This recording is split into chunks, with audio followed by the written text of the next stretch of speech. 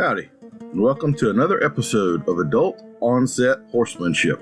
I'm your host, Daniel Dolphin.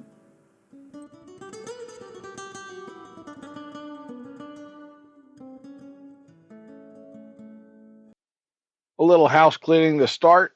We have had and will continue to have the mock sponsors for each episode. I know they're fan favorites. Now that we have hit our 100th episode, we have got some exciting news. The Adult Onset Horsemanship podcast has a real sponsor. As most of you know, I have and maintain facial hair. For Christmas this past year, my wife got me some mustache wax for my growing mustache. I have tried other products and they have left me wanting. Death Grip Mustache Wax has been head and shoulders above the others I've tried. I was so impressed and pleased that I reached out to them to see if they'd be interested in an arrangement, and they were. I have to say, just like their products, the company has been very easy to deal with and does what they say they're going to do. Plus, skulls. Am I right? So, if you're interested in high quality men's grooming products, I can recommend them wholeheartedly and even offer you a discount on their products. You can find links in the show notes and the discount code written out, but if you'll go to their website and use discount code AOHPOD, all one word, you can save a nice chunk of change and still get a very high quality product that won't let your whiskers down. They even have combs, oils, and a coffee mug designed to keep your lip cover nice and dry. Treat yourself or the man in your life to competition-winning waxes that offer style and make eating and drinking a whole lot easier. Guaranteed to make your man 50% sexier. So check out Death Grip Mustache Waxes and men's grooming products. Hey there, folks. I just wanted to give you a quick update on what we have going on for the rest of the year. And currently, this has been our busiest year with events and clinics and everything. So if you have been to an event and talked with us or attended one of our presentations or been to a clinic, my sincere thanks to you for coming out and supporting us and trying to do better for your horse.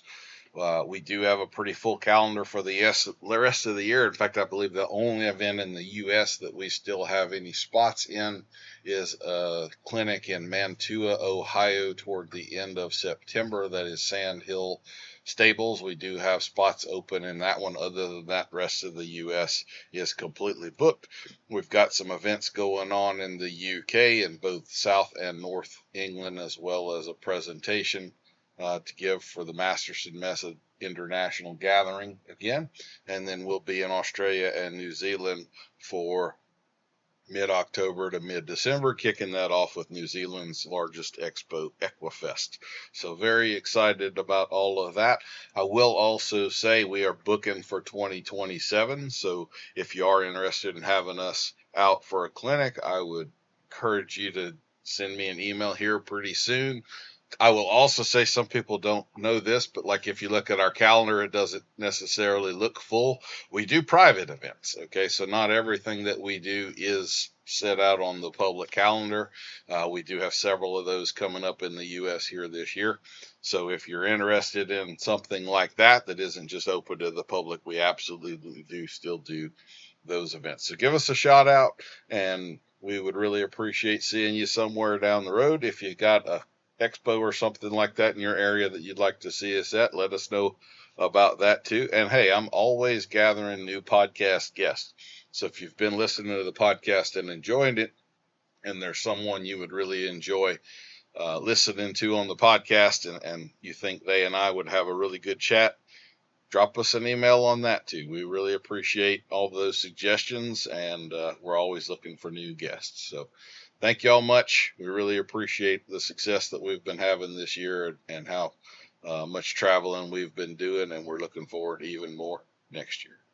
So I am privileged to be talking today with a man I refer to as the Horseman's Horseman, Mr. Mark Lyon, who maybe I should be referring to these days as the teeter-totter expert or connoisseur, because you seem to be really delving into all of the things you could possibly do to make a teeter-totter this way or that. So I've been enjoying your your teeter-totter exploits online a lot Thanks. lately. It's kind of like a lady with a new outfit. You wonder what Yep. she's going to have on today. It's like, what kind of teeter-totter is Mark going to have for us this week? You know. Yeah, thanks. It's fun. Mark, as you know, we're going to start everything off with our icebreaker questions, and Okay. I've got some new ones in here for you. Mark Lyon, if you were a Jedi, what % chance is there that you would misuse the Force? 25%. Yeah, I say there's a quarter. I'm normally pretty straight-laced, but I could be. There's times when I could probably, I would probably let yeah, let it Everybody slip a needs little. just a touch of villainy in Yeah. there. It's like the Yeah. hot sauce on the meal that brings it all together and makes Yeah. it enjoyable, right? You need Yeah. just that dash.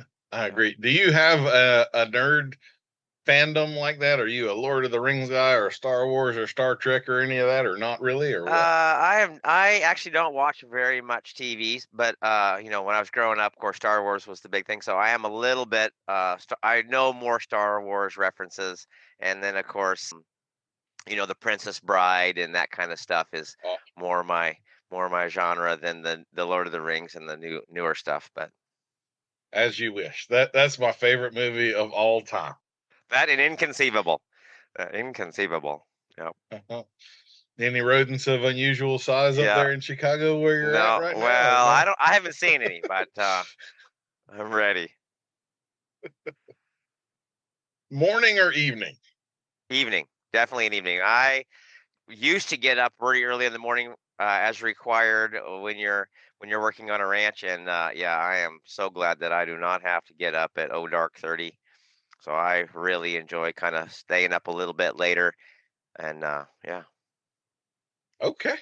That surprises me a little bit. I usually think of you as I get a text at 6 o'clock in the morning, kind of a guy, but maybe that's a time zone thing. I don't know. I mean, my alarm clock goes off at 6, and I punch the snooze, and kind of roll out of bed about 6:30, 7 o'clock. But I don't really get, I normally have some emails and stuff to catch up on. So, um, you know, but yeah, I used to get up, 4 o'clock, 4:30, 5 o'clock in the morning to get to work, before the sun came up, and yeah, no, that's not my Good fun with not time. having to do that. Yeah, yeah. Does pineapple belong on pizza? I like it on only with Canadian bacon, but I don't like it on. Yeah, if you put pineapple on my pepperoni pizza, probably not going to be very very happy about that. But with bacon, it's okay. Only with bacon. So, what would be your ideal pizza topping? So, you're going to order a pizza. What do you get on it? Man, I like I used to do back in the day before the calzone became popular. We would get two pizzas. We'd get a meat lovers and a vegetarian, and we would take them and put them together up face to face, and then we had a sandwich with that. So that's what we used to do before it was cool. We'd order vegetarian and a meat lovers, and they'd come together, and we'd just put them face to face. And the hard part was lining up the crust, the cuts in the crust. So, but yeah, we used to do that. It was a sandwich, pretty good. I like it. If you could have any superpower, which superpower would you choose? Time travel. Oh, okay. That's a good one. I'm not sure we've had time travel before. So, Oh yeah. so explain.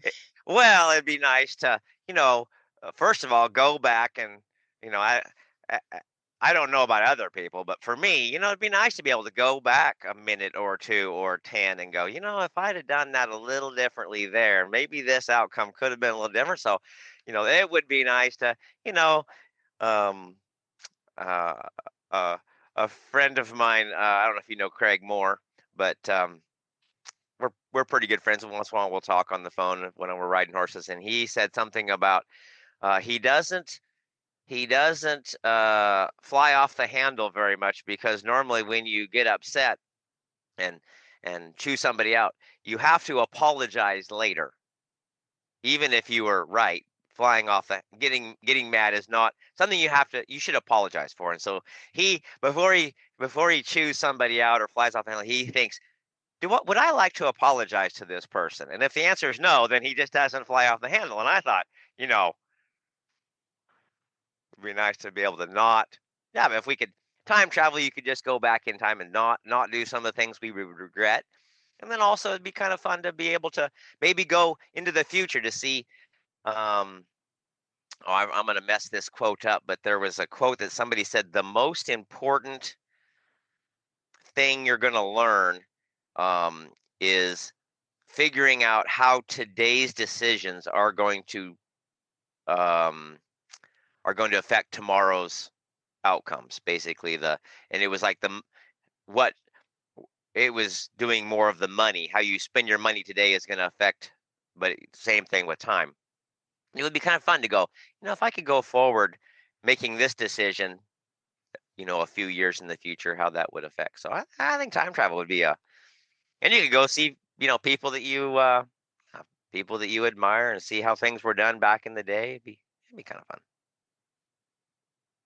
I kind of wonder about that. Like with some horsemen, there are people we've got video of, right? And some people that are revered, and you wonder, like, if you went back and you watched Boucher ride, would you have been impressed, or would you be going, why did we put this guy on a pedestal, or like some of the Vaquero stuff, they're always all unbelievable horsemen. And then you look at the painting and there's white around the horse's eye and they're bugging out and the mouth is open this wide and he's roping a bear. And you're going like, would I actually want to work with that guy or trade horses with him? Or are we just overly romanticizing something from the past here that I wouldn't have actually appreciated him first? Yeah. I 100% think that, there's all of us are chasing the balance. And then there was I was doing a clinic and there was a lady, I won't include any names to protect the guilty or innocent, but anyway, she had a student of hers that said, hey, I want to come ride with you. And her student was going to ride with me. And I said, perfect. And she is a amazing dressage person. Was a youth person. Maybe she was just 18, but she was, top in her field. And so she comes out and she's riding this amazing. This thing's doing piaffe and passage and stuff just because it was fresh, like because it was feeling good type. And I'm like, Spanish walk and just in the warm-ups, just, and I'm like, that thing is amazing. I mean, it was, and she looked like she stepped off the cover of Dressage America, Dressage magazine. So it was great. And so she's walking over. They have some obstacles out there. And this horse has obviously been over a bunch of the obstacles, but they had made some new ones in the last week or two. And the horse was stepping off to the side and not getting on it. And, and anyway, she says, I swear that horse has been over, not those obstacles, but obstacles. It's been over obstacles. I said, I believe you. I believe you. And anyway, we get done with her lesson and there was a few other people riding and horse was amazing. After a little while, got pretty good. It would go over the obstacles and do some other stuff. And a little while later, we were doing something with a different horse, and it also was like, how it is when horses are a little bit like kids. When you say they'll never do something, there they go nevering like they've never nevered before. And so she says, I swear. And I said, I believe you. She goes, I know I said, look, I 100% believe you that this happened. I said, now, because I get to watch a lot of different people, I said, I wish I could have videotaped that earlier because it was such a good representation of an amazingly well-trained, obviously high-level horse not doing something fairly basic because it didn't want to. And then I would correspond that with some of the guys that I've rode with down in West Texas that their horses look absolutely horrible. Like when they stop, their heads upside down, their mouths gaped open. They look horrible. They would place last in any show. But when that cowboy says, get there to that cow, he does it. Like horse 100% obedient, whatever you want him to do. but looks ugly doing it. And I said, you know what I'm trying to find is the balance between the two. I want my horse to, in an emergency, I need him to do what I need him to do to save both of our lives. Also, I would like it if he looked, as elegant and as well trained as possible, as much of the time as possible. But I don't want to sacrifice the look for also stepping off the bridge and killing both of us. If the thing decided that he didn't like being on the bridge. So yeah, trying to find that balance is and you look at the paintings and it's like, where it's just a snapshot of that time, and you wonder how today's if we saw the whole thing, what we would judge it. Yeah. Even like there's videos and stuff. You can go back and watch clips of the famed Cow Palace stuff and all, and you watch the horse that won it in the slide, and that son buck is as braced up in his neck and jaw and shoulders. He was skipping on the ground like a rock across a pond, right? Like that was not a good stop at all, but it was the epitome of everything 50 years ago. Yep. Yeah. I mean, that was, look at technology, back in the day, a Walkman with the CD Walkman, that was high level stuff there. And now we've got, I had an iPod that I plugged into my speaker to play music during the clinic and stuff. And they don't make them anymore. Now it's all on your phone, and it's like, so yeah, I had to go get an old school one. But you're talking about the Rainers.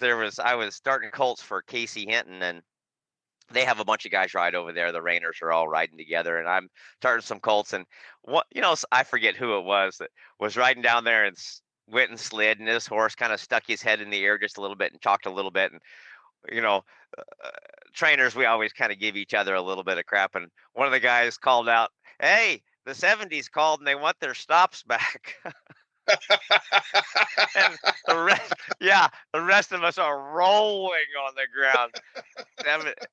70s called, they want their stops back. I was like, oh, touche.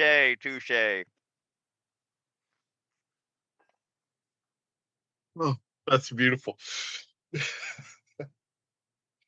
Oh, okay. So here we have a little more of a philosophical bend. How do you think blind people know that they're done wiping?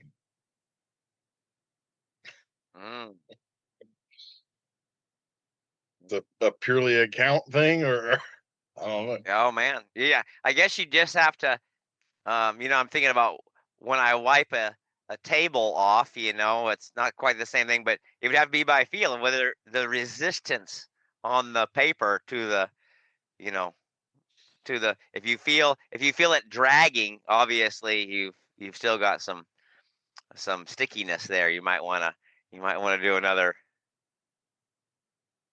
take another swipe at it. Oh. Okay. Are there any questions that you can't find the answer to? So I'll clarify what I mean here. Like, there have been some intellectual journeys that I have been 3 years, 5 years kind of looking for the satisfying conclusion, and it has taken that long to go like, okay, yeah, I understand this now. I've got it. So you got anything like that going on? Maybe it's the teeter-totter world, looking for the perfect teeter-totter. I don't know.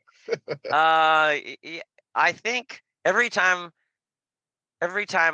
I think I found the answer to some things, then I go back 6 months later and find, I still need to adjust my expectation or I know my training has gone through evolutions. I used to be a little bit more, getting the feet to go where I wanted them to go, and a little bit less, place less importance on the horse's emotional state. And then I kind of went the other way a little bit, where I'm really looking how the horse is feeling about it, and trying to do that. And then I've kind of swung back the other way, and I just kind of keep going back and forth on which way. And yeah, I mean, I think it's again one of those things that's balanced. Sometimes you have, yeah, you're really looking to see, and sometimes it's just us trying to get better with our horsemanship, so hey, can I get the same thing done with less pressure, with with more feeling on the horse, and yeah. I Yeah, know exactly what you mean. I think there's several things I'm like haven't I've got something that works for me now, but I don't know if it's as right of an answer as I would like.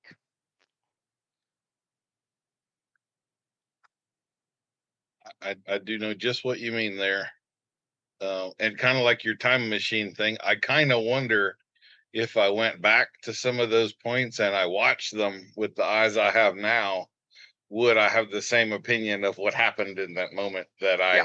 I am remembering? You know what I mean? Yep.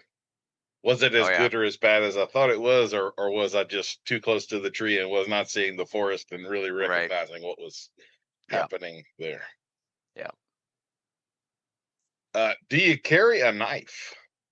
If I have my pants on. Do you have a particular, like a favorite kind of knife, or do you trade out day to day, or? I carry two.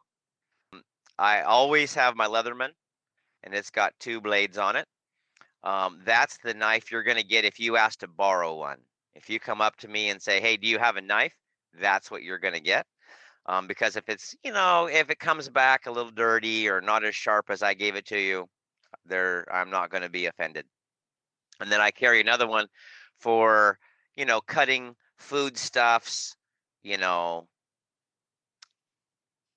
removing splinters, something more surgical, that kind of thing. Rude people. Yeah. It's the yeah, very sharp thing.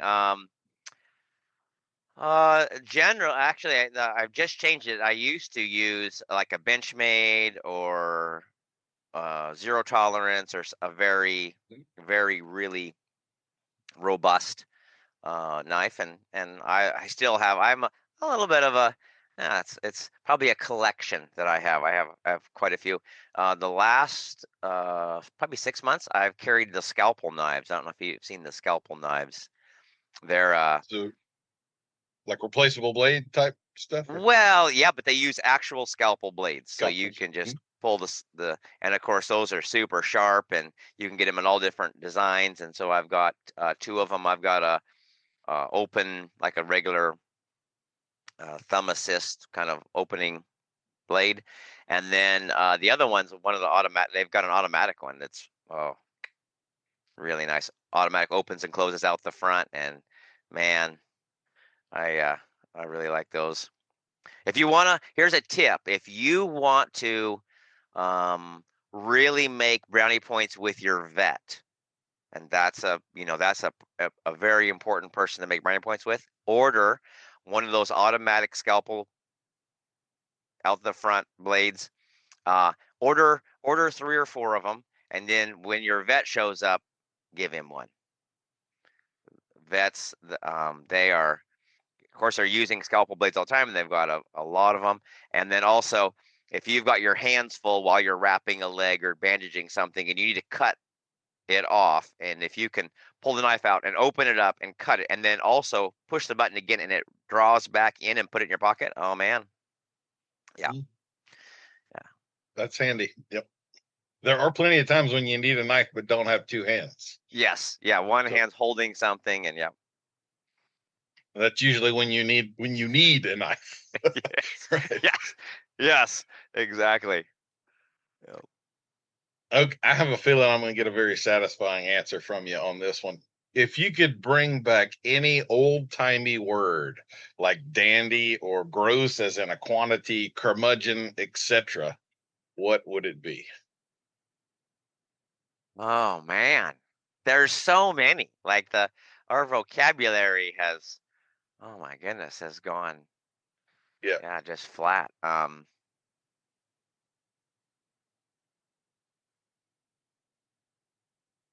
that's okay. It could come to you later. I'm just Yeah, planting yeah, seeds. yeah, I'm trying to bring back a little more eloquence to our you know. yeah. Yeah, Have you on that topic? Have you heard the Old English Three Little Pigs? I have not. Oh, yeah, That, look up the. I think it's on YouTube. The Old English Three Little Pig story. There's a guy that. Oh yeah, he he puts he puts it on now. I mean, that thing is entertaining to listen to, particularly for people of our, the age where we still know what some of those words mean, or we still know what they. Oh, I don't know if I actually played it for a youth deal. I do a youth camp in Iowa, and I played it for a bunch of, and like, it was amazing that a lot of the kids had no idea what half of the words meant. So it was disappointing in that one, but yeah. we're at one of those times because I don't know what half of the words the kids use these days means either. Like Good, they have good really point. developed their own. Good point. Yeah. Oh, I did hear. I thought this was a pretty funny marriage tip that when you and your wife are going to have a fight, you have to do it in Old English, like Shakespearean. And you talk about changes the Yep. way that, because like It comes now we have to across. be very, Yep. yeah. Yeah. Yeah. So That would be cool. I, I don't, I think it would until your blood pressure gets to a certain point and then you're going to just abandon Yep. that, Right. whatever. But, Yeah. I thought pretty interesting tip. Yep. I like Um, it. I don't know if you have heard this or not, but we recently lost one of these historical figures that everybody has benefited from and nobody really knew. So I want to take a moment to pay my respects to the Chinese man who invented the modern camera lens. Rest in peace, zoom in. So um, I might have to do away with that one. I don't know. We'll see. What would you have been professionally if not for a horseman? Oh, before I became a horseman, I was a fabricator. So I um, I was a steam fitter, worked on a bunch of nuclear power plants and microchip plants and pharmaceutical plants, welding pipe and tubing and stuff like that, and then worked on a fab shop doing prototyping for different stuff. So that's probably what, if I hadn't been able to get good enough horses to make a living out of it, I would have been doing that. And I still enjoy it. I also still like, it's an itch that I like to scratch, building stuff, and so it comes in Yeah, handy. I was gonna say, yeah, your projects definitely are a notch above the normal cowboy guerrilla weld sort of thing. So that explains a fair bit there. So yeah, Yeah, I was actually at I a place and they had something break, and they had a welder there and a welding machine, and they were like, I said, oh well, let's, we can weld that back together. And they said, well, we got a welder in the barn, and I was like, oh, let's, and anyway, I put a weld on there, and um, if you're welding, especially some of the welds, some of the sticks the slag will actually peel off of it automatically if you put on a nice, unless it's, the slag is getting caught in the ridges there. So I laid a 7018 bead down there and got done, and he said, we'll find a chipping hammer under somewhere. And I said, oh, it'll probably come off. And went to the other side, welded the other side, and came back, and it was peeling off of it. And he's like, the slag? I said, oh, yeah, I'll do that. And they were like, okay. All right. hadn't seen that before. Yeah. Yeah. I did when I was in high school. I had enough more credits than I needed to graduate and all that. So my junior and senior year, I went to the Votech school part of the day, and one year I did welding, and the next year I did automotive mechanics. And so I know just enough about welding to be really scared with some of the things that I see and notice out there, and like some of these trailers and all. You look around and you're like, yeah, I don't know if I want to haul that down the road or not. It looks like that might come apart. That's somebody on their first week that built this one or whatever. Right. Yeah. That was the trainer that did that one. Yeah. Yeah. So you're of the right age to get this one too. If you ever finish reading a book, do you ever get the feeling that someone should buy you a personal pan pizza? Oh yeah. 100%. Yeah. I don't know when that ended, but they should bring that back because They that's should. like, for those of us of that generation, that's a thing, Yeah. Yeah. The million word reader in the front yard is not the same as personal pan pizzas Yep. at all. Yep. How do you like your steak, Medium rare. and what cut do you like? Oh, my favorite is a T-bone. If I have to do it, just because it's like it's got the fillet on one side and the yeah, it's I'm that's my favorite, but I won't turn down beef of any kind. I've got right now. I've got a little bit of a revenge vendetta against cattle, so I need to eat a little bit more beef. Okay, care to explain that? Well, I've got I got a new horse a few months ago, and I was working on a little ranch, and I stuck him in, and one of the calves that was in the sick pen ate his tail off. So Oh, okay. he's got about a foot and a half shorter tail than he used to, and so yeah, I'd like to eat some beef just for revenge at the moment. I understand. I have a tail chewer out in the pasture right now, and so I've got 3 or 4 horses that are yeah, up above their hocks. Yeah, Yeah, I know what you mean. Yeah. yeah. Is there anything that you always have too much or not enough of?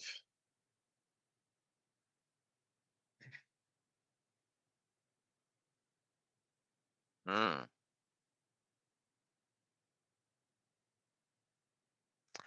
I would say hay for me.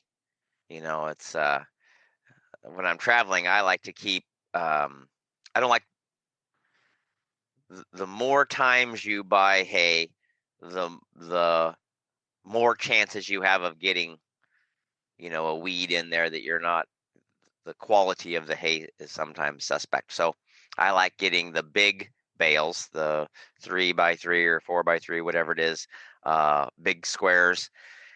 Um, and the problem is yeah, eventually you run out, and then you got to go get some more. And then of course when you find a good price, it's not like you can take a whole bunch with you, and so it's either yeah, there's a spot in there where you've got enough hay that you don't have to worry about it for a while, for a couple of weeks. And then there's a spot where you need to pick up some in the next, 3 or 4 days. And then at the same time, when you go pick it up, you're like, I can only take 1 or 2 bales because I can't carry more than that. But yeah. How many horses do you usually take on the road with you?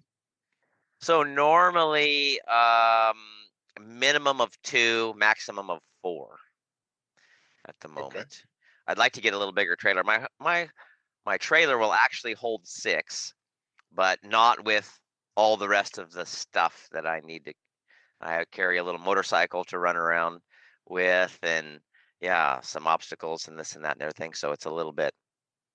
Yeah, my plan is this next year to build a little bit bigger trailer, something that I can carry 6 fairly easy and still have enough, garage space to carry all the extra stuff that you need. And you gotta have an 18-wheeler rig here before long. With Well, all I of I that, that's do pull mine with a semi. Yeah. oh, okay. All Yeah, right. yeah. I've got a single axle Freightliner. I've been pulling my trailer with a semi for 15 years now. Yeah. I have wanted to scratch that itch, but I haven't stepped up there yet. But Oh, it could be if you coming. want some information, let me know. I will. I I will. will. I'll help That, you. so I'll say there was a ranch I worked on in Mississippi, and they had one of the little Western Hauler Yep. Freightliner FL60s. Yep. And I know he had done some kind of conversion kit to it.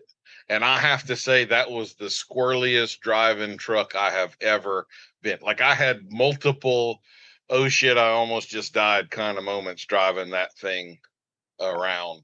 And it was worse if there was no trailer on it. Like if you dropped the trailer at the show and then go to the hotel. I remember one night I was in Lufkin, Texas. It was raining. I was the only thing on the road. It was late at night. I was pulling up to a red light, plenty of time to stop. I hit the brake and that thing just changed lanes on me. Just slid right over. Thank Yeah. God there were no other cars on the road, but if there had been, I would have just so Yeah. so it was cool being up high and all of that, but at the same time, I was like, yeah, I don't think I want to die driving this thing. So, Yeah. But one of the other guys there who was a former truck driver, he was like, no, he put some kind of Yep. wheel kit or something on there to make it look better, and that's Yep. what screwed it all up. So I don't know. Yeah. You do got to be careful when changing some stuff. Yeah, I actually have never had any problems with that except for when you really put the brakes on, if your anti-lock brakes are not set up super good, and you don't have a trailer on, the back axle the tires will stop moving, and yeah, you will put a flat spot on your tires but look, it's either a flat spot on your tires or hit somebody, and I'll take the flat spot on the tires if you have the option. And normally the anti-lock brakes, especially in the last 15 years, have been pretty, on semis especially, have been really pretty good. So I guess that explains the motorcycle. Then, if you got just some little trip to make, we don't bother with unhooking this thing and dealing with all that. Just yeah, we just take that. And then I do start colts on some ranches and do some stuff like that. And so sometimes you'll have to go out and bring the colts in or something. And so I'll just take a flag and the motor. It's a off-road.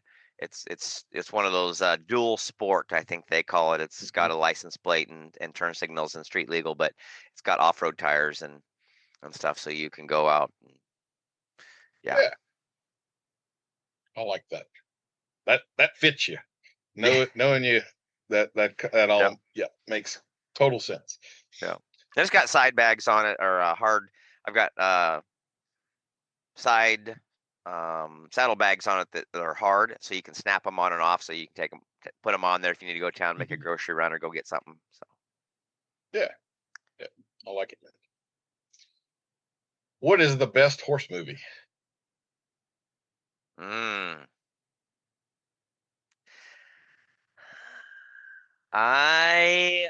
one I like the best is Zorro. Okay, which Zorro? Because there's multiple. I like the old one. Back in the day, right when they went from black and white to color, the old one is my favorite. But yeah, there's so many super cool. The latest one that I really liked was the war horse one. World War II movie. Yeah. Or I think I know what you're talking about. I don't know the name of it, but I don't remember the name, but that was the last movie I saw that was pretty cool. Yeah. I had a clinic in Colorado last year, and a lady came to it with a Black Andalusian. It was a mare, but I was like, oh yeah, if I own that horse, there's a 100% chance I would have a black cape, and she'd be rearing up by next week. Like no question, I would have to scratch that itch. Yep. Yeah. I just did a couple years ago. I did an act with some horses, and we did a Knight's Tale. The jousting scene from A Knight's Tale was the act, and it was pretty fun. It was a good time. We had a jouster on the podcast. I listened to that. He was so cool. He really was interesting guy. Also, and he was just by total coincidence. I'm into falconry, and he was also into falconry and stuff. Like I could hang out, kind of like you. I could hang out with that guy for 2 weeks, and we would just have a blast. But anyway, are you decisive or indecisive? I'm pretty decisive. I'm probably I normally I make decisions pretty quickly. I kind of weigh the pros and cons, and then I go, yeah, we're going to go this way. And that's So I find there's a little thread to pull here a little bit, because I believe that about you totally. At the same time, you're the guy that wanted the time machine so you could go back and second guess this decision you Yep. made 6 months ago and see Yep. how it plays out. Yep. So how do you square that? Is it more a curiosity thing, or you're just that Yeah. analytical about it? If I change this one thing, what's the ripple effect look like, or what? Yeah. Yeah. I think, if you, I used to tell people, indecisiveness is in itself a decision. Indecision is still a decision. You just chose not to make either one of the two options and chose the worst decision, the third one. It's like, look, you got two roads to take, and you just decided to do neither one of them. So like now you're still stuck, and everybody else is at least if they pick the bad road, they're far enough down the bad road a month later that they can go, this I should have picked the other one and learned from that. So it's like, yeah, I like, I think the decisiveness is about acceptance, like yeah, getting the decision made, and then we're yep, dealing with the consequences, and whatever they yes, are, I accept yep, dealing with them, and yep, that's and learn from that. Like I've made lots of bad decisions, and then I go, sometimes we all, what's the um, Rogers quote? Will Rogers said, there people learn three ways. Some of them are analytical and can see down the path, and the other ones learn from watching somebody else make the mistake, and the rest of us have to pee on the electric fence for ourselves. And like, look, we all need to. We're all going to make mistakes, and you learn from those mistakes. Then it's better than not there learning you from go. them. Yep. Yeah, some people pee on the electric fence many times and never admit that it's their fault, and maybe they should make a different decision too, right? Yeah. Yeah. Cold showers or cold food forever? Which would you pick? And let me, so I need to clarify, because we've had some people with confusion. The cold food can be cooked. It's just like out of the fridge, and you don't get to warm it up. So you can eat Oh, cooked food but cold, or a cold shower. cold showers. Yeah. I eat 2 or 3 times a day, and showers are a 5 minute. Yeah, I would definitely do the cold Once a showers. day. I'm right there with you. How big should a horse be? So do you have a preference there?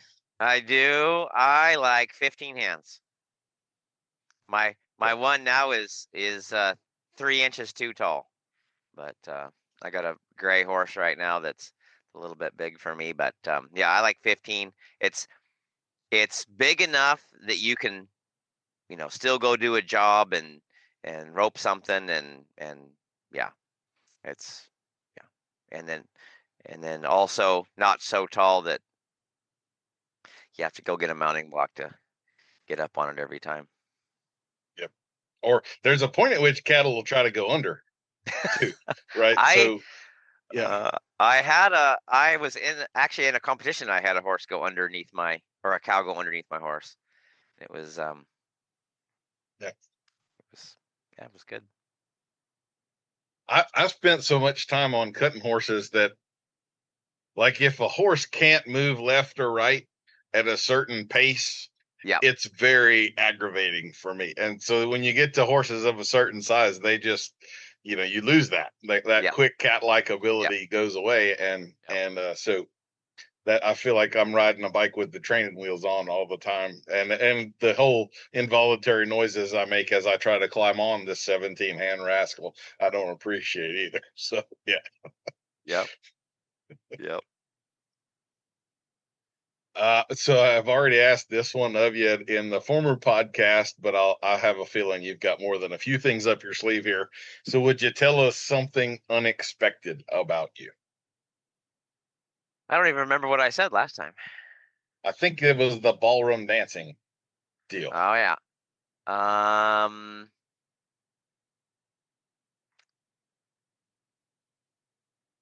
I wasn't born in America. I was born in Switzerland. Okay.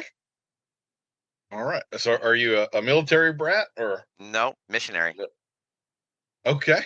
Yeah, my All right. parents were working for. My dad's a carpenter, and they were doing building some stuff for a little missionary project over there. So yeah. I was going to say Switzerland is not exactly one of those uh, countries that needs like Christianity brought to it. So that's an interesting place to be doing Yeah, missionary work with. yeah, they was their it was a deal called it was a youth missions uh organization, and they had their training group, their training kind of camp headquarters there for all of Europe.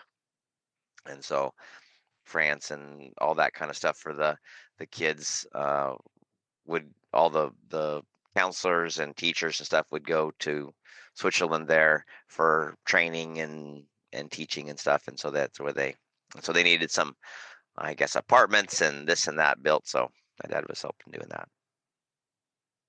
So were you raised there, or it was a Nope. temporary thing? You don't have No, a I was recollection? only there. I was born there, and then yeah, I think that was like a year and a half stint that they spent over there, and then came back to the States, and then I grew up in the States. Yeah. So where in the States were you? Did they still bounce around a bunch, or like? No, no, Nebraska. Okay, that's right. I think I knew that, but I had forgotten. So, how long do you dunk a cookie in milk? Mm, I would say 5 to 10 seconds. Okay. So you like a little sogginess in there. We're Yep, not just a quick yep.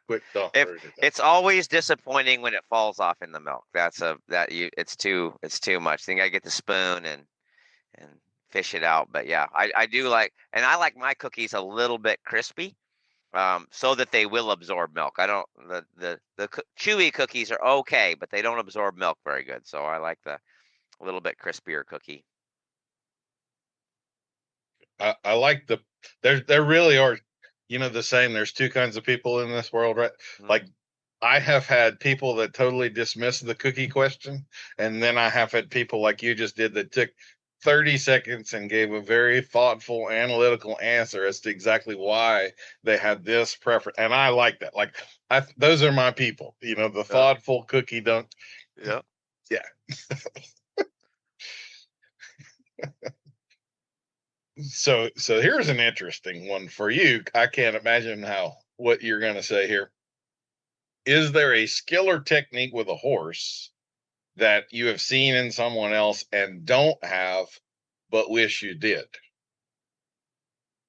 Mm.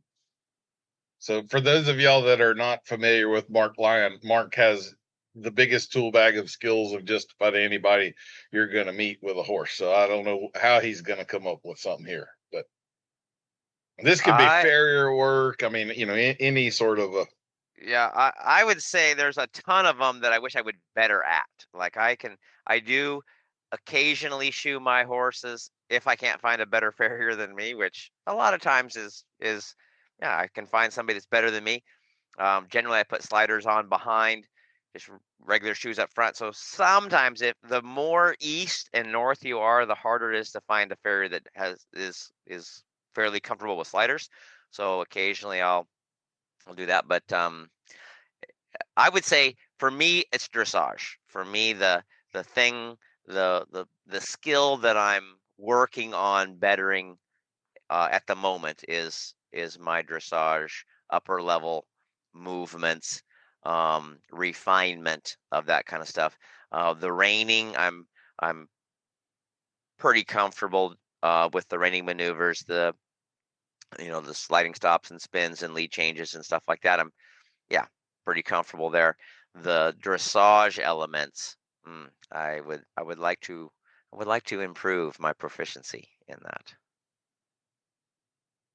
On a scale of 1 to 10, how well can you back a trailer? I'd say an 8. Okay. Yeah. I like I just pulled in here last night and they had a right side dock through a gate. It was where they had the RV hookup, and they looked at my rig and looked at the gate and looked at the spot and said, I don't know if you can get in there. And I was like, you know how it is. If you want a man to do something, just tell him he can't do it. And I said, let me try. It did take me one pull up to get around there, but I did Yeah, stick it in there. So that's fair. I like that you gave yourself an 8 too, because I'm sure you're better at that than most people are. I have seen people that'll give themselves a 10, and I'm like, yeah, there's some truckers out there that I have seen do things with a trailer that I'm like, I could not have done that. I didn't even know that was possible. I wouldn't have yes, attempted to do that. yes, And so, yeah, no, I am not a 10. yeah, There are people above me on this deal, but yeah. yeah. I'm pretty good.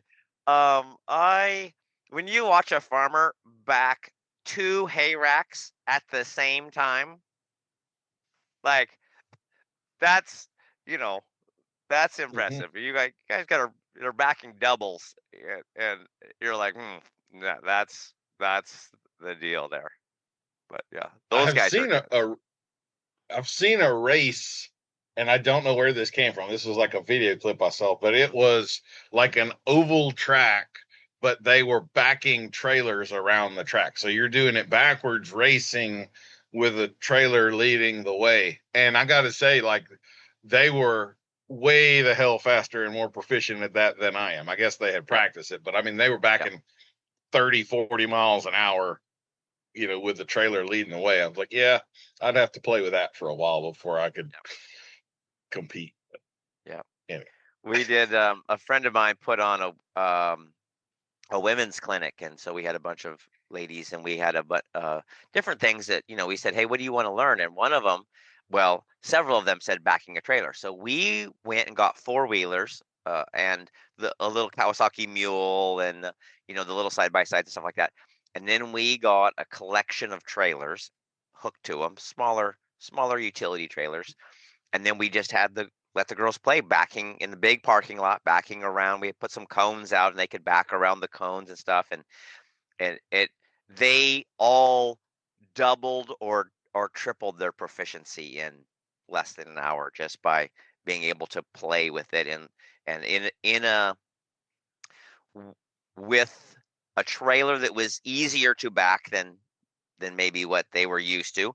And then also, the four-wheeler can turn a little sharper, and so it made it a little bit easier for them, and then there was less stress because it was a big parking lot. And I think a lot of times we don't really back something unless we need to, and then we Yeah, need to. we don't And have to so practice it. yeah, so doing it in the parking lot with a couple of cones, oh man, they all felt way better about it in an incredibly short amount of time. I would estimate comfortably that of the ladies that have come to me to take lessons over the years, I have probably turned 3/4 of their trucks and trailers around for them. Yep, So if you're ever in that yep, position, ladies, don't feel bad about it. Like yep, like it's yep, super common. yep, But just like Mark said, go practice. yep, Like if you actually just played with it for a while, you'd get way better at it in short order. yep, So yep. all right. Do you have a horse industry related pet peeve? Mm. I could probably ask people this question once a month, and there's enough going on out there. You could get a new refined Wave, answer every month. So, wave, pet peeve of the week. Uh, um, my general one is leading horses by the snap on their lead rope is my kind of general um, pet peeve a little bit. But lately it's been people asking information of people that don't know. I'm I've gotten you know people will add me to horse training page on Facebook in Texas or something.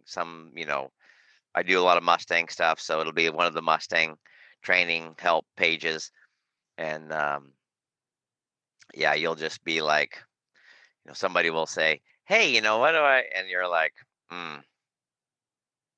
like nobody, like, yeah, nobody on there is, you know, qualified to answer this question. Yeah. Well, yeah, yeah. I forget what the last one was. Oh, they were looking for a technique to help me pick up my horse's feet. They couldn't. They couldn't. They couldn't pick up, and they wanted techniques. And I didn't. Maybe I did answer it.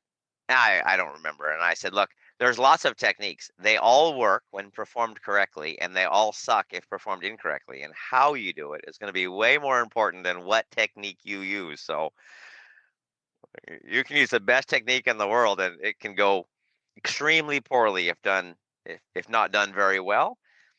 And you can use the worst technique in the world, and it will be pretty good if you do it well. So, you probably need, yeah. And I think as horse people, most of us are extremely helpful. We are not, as a general rule, not cutthroat. I have never seen somebody put a piece of information out there on one of those pages that I thought they were trying to get somebody hurt or killed or sabotage their thing,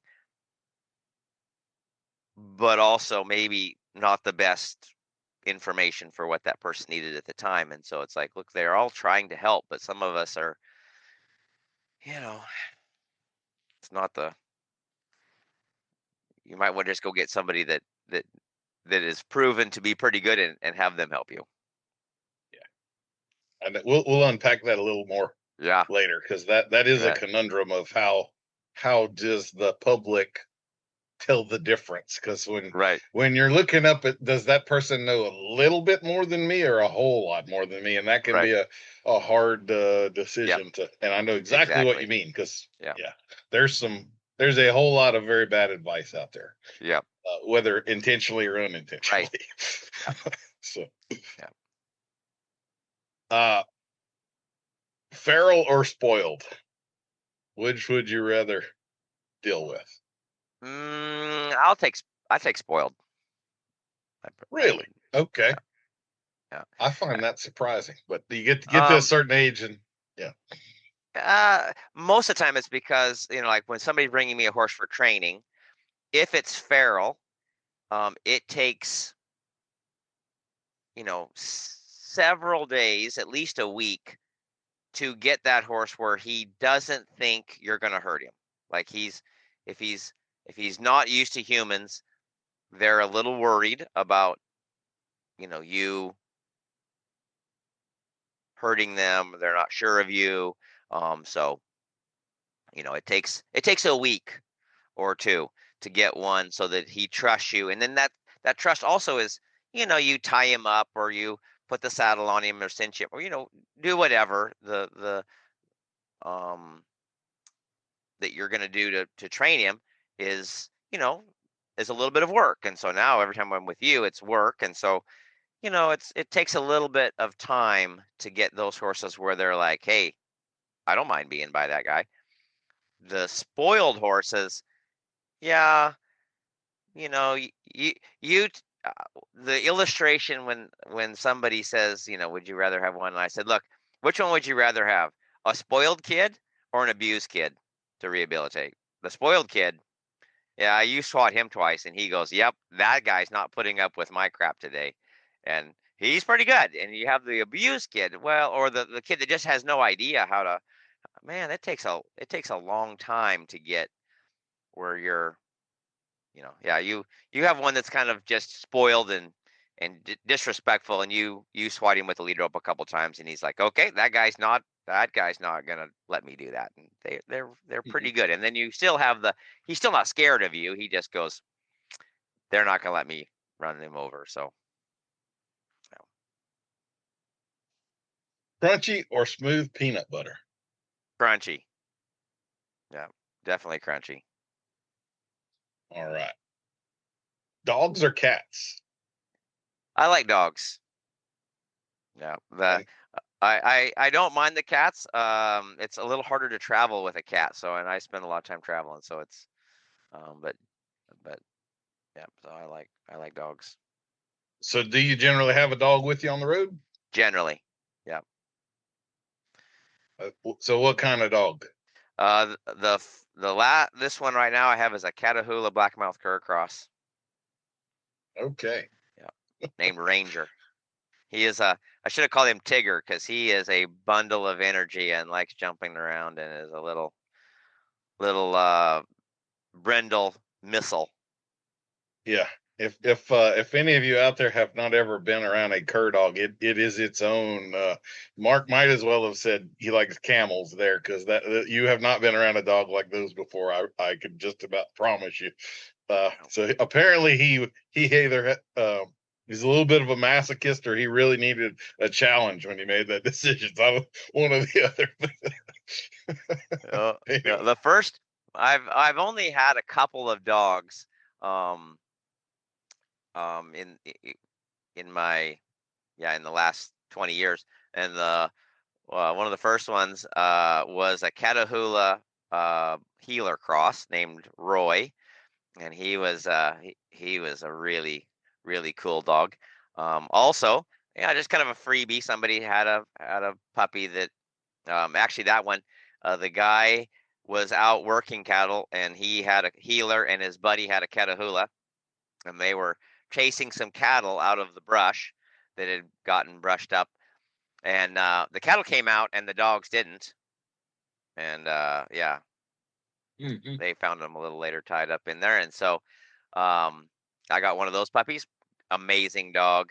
And then after he died, I didn't have a dog for a while, and then a friend of mine had a Catahoula, and the neighbor's Blackmouth Cur got to her, and so had a litter of puppies, and so I got one of those. Amazing, pretty fun dog. That's our state dog, the Catahoula Cur. So I definitely have a fondness for him, and I feel like I can insult them kind of like a brother or something like that. But I'll tell a little story. We were pinning some cattle, and down here in Louisiana, we have these things called spillways. So these are sort of Corps of Engineers designed river overflow points, meaning you could rent this and put your cattle in it, but you could also get a phone call from the Corps of Engineers that says next Tuesday there's going to be 20 feet of water where your cattle are. We advise you to get them out of there. So this is one of those situations. And it was raining like raining. And so by the time we got in there to get the cattle out, the levees were the only dry land left. And so we're trying to pin, sort, and load cattle on a 30-degree slope. And we had got about half of the cattle out of there. And this was a bunch of Brahma cross kind of cattle, and a little hot. And, so anyway, they wind up, we have panels as the pins, and one of them winds up jumping out and just takes the whole side. So all of them get loose now on this muddy side of the river levee. And, this is bad case scenario. And we have hours to get them out of here before there's no dry ground. So they make a call to this guy, and they just refer to him as the cur dog man. And I have seen, I'm sure your dog is well behaved, but generally cur dogs are not the kind of thing you train. Like, they have this natural tendency to bay. And so I have seen cur dog man go sideways many. Usually the guy bringing in the cur dogs, this is about to get very Western. So he shows up, and he has, no joke, he's got a triple axle, so like a 24-foot plus stock trailer full of dogs. He's got to have 30 dogs in there. And it looks like he cleaned out the pond. There's one that looks like a poodle. There's one that looks like a German Shepherd at the pound. I mean, it's just a total mix of dogs. So it was not the pack of curs, actual. Right. It was cur as in mongrel, anything. Yeah. And so he gets his dogs there, and I'm just, I respect the guy. I'm helping out here and everything, but I'm looking at the ground like I'm gonna have a story to tell here in about 5 minutes. This is about to get real bad. That man opened up the back of the trailer. He had collars on 2 of 30 dogs. He had 2 that had a collar on. Yeah. He borrows a horse. He gets a bullwhip out. And apparently the horse he got on was not broke to bullwhips, because he cracked that a couple times. And then we almost had a whole other situation. Keep in mind, it is raining the whole time. Right. And he says, get behind, and all 30 of those dogs, like a swarm of bees, got right behind that horse in a little ball. Yeah. And he rode out there and he gave a couple commands, and they went in there and bayed the cattle up, and he called them out. And all 30 dogs, when he called them out, came right back and got behind his horse again. I have never seen cur dogs do that in my life ever. He Right. sent them back. He did that 3 or 4 times, and then he said, okay, where you want the cattle? And in about 30 minutes, that guy pinned all those cattle back in that deal on the side of a levee. It is the most remarkable thing I have ever seen in my life. So yeah, there's That's cool. herd dog story. Yeah. And definitely one of those things where I could not have been more wrong about what I thought was about to happen, Yep. So Yeah. Well, they definitely have a reputation. I would say bay. I like a bay. Okay. I don't mind Mafia.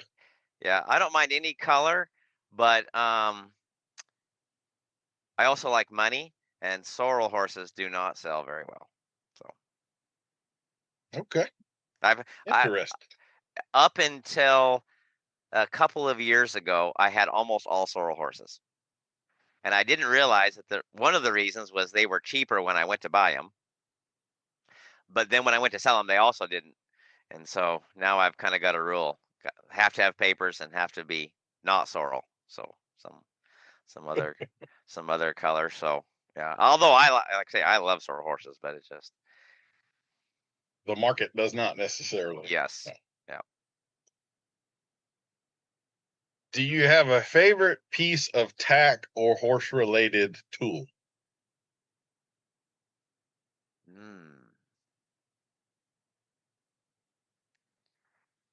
I don't know that there's a horse-related piece of tack or tool that I don't like, but my favorite, I think, is a hackamore. Okay. Yeah. All right. Yeah. Part of it's the tradition behind it. Part of it's the color, and especially a really nice hackamore. Those things just have hours and hours of braiding into them, and so it's kind of cool to just, when you're using it, you think of all the work that went into making that piece of gear. And then so I'd say that's my favorite. But I don't know that there is a piece of gear that I have that I don't like. Kind of like that one. So yeah, that's how it should be. Yeah. What is the best smell in the barn?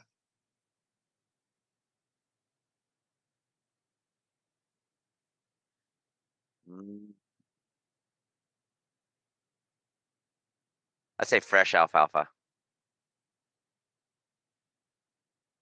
That's a good choice. All right, so here we got another one. I don't know how this is going to go, but on a scale of 31 to 37, how glad are you that people do not spontaneously express themselves through song and dance? 31. Okay, so you wish people did express themselves? It'd be way more entertaining. Yeah. Yeah, it'd be fun. That would be entertaining to watch. Thoughts or feelings? Thoughts. Do you have a favorite or least favorite barn chore?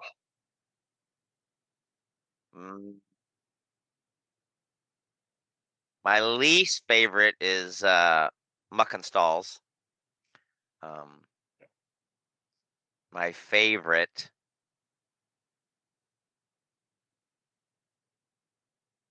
building teeter-totters. Yeah, I was gonna say fixing something. Yeah, I enjoy fixing something that's broke. But yeah. Sweet, salty, or spicy?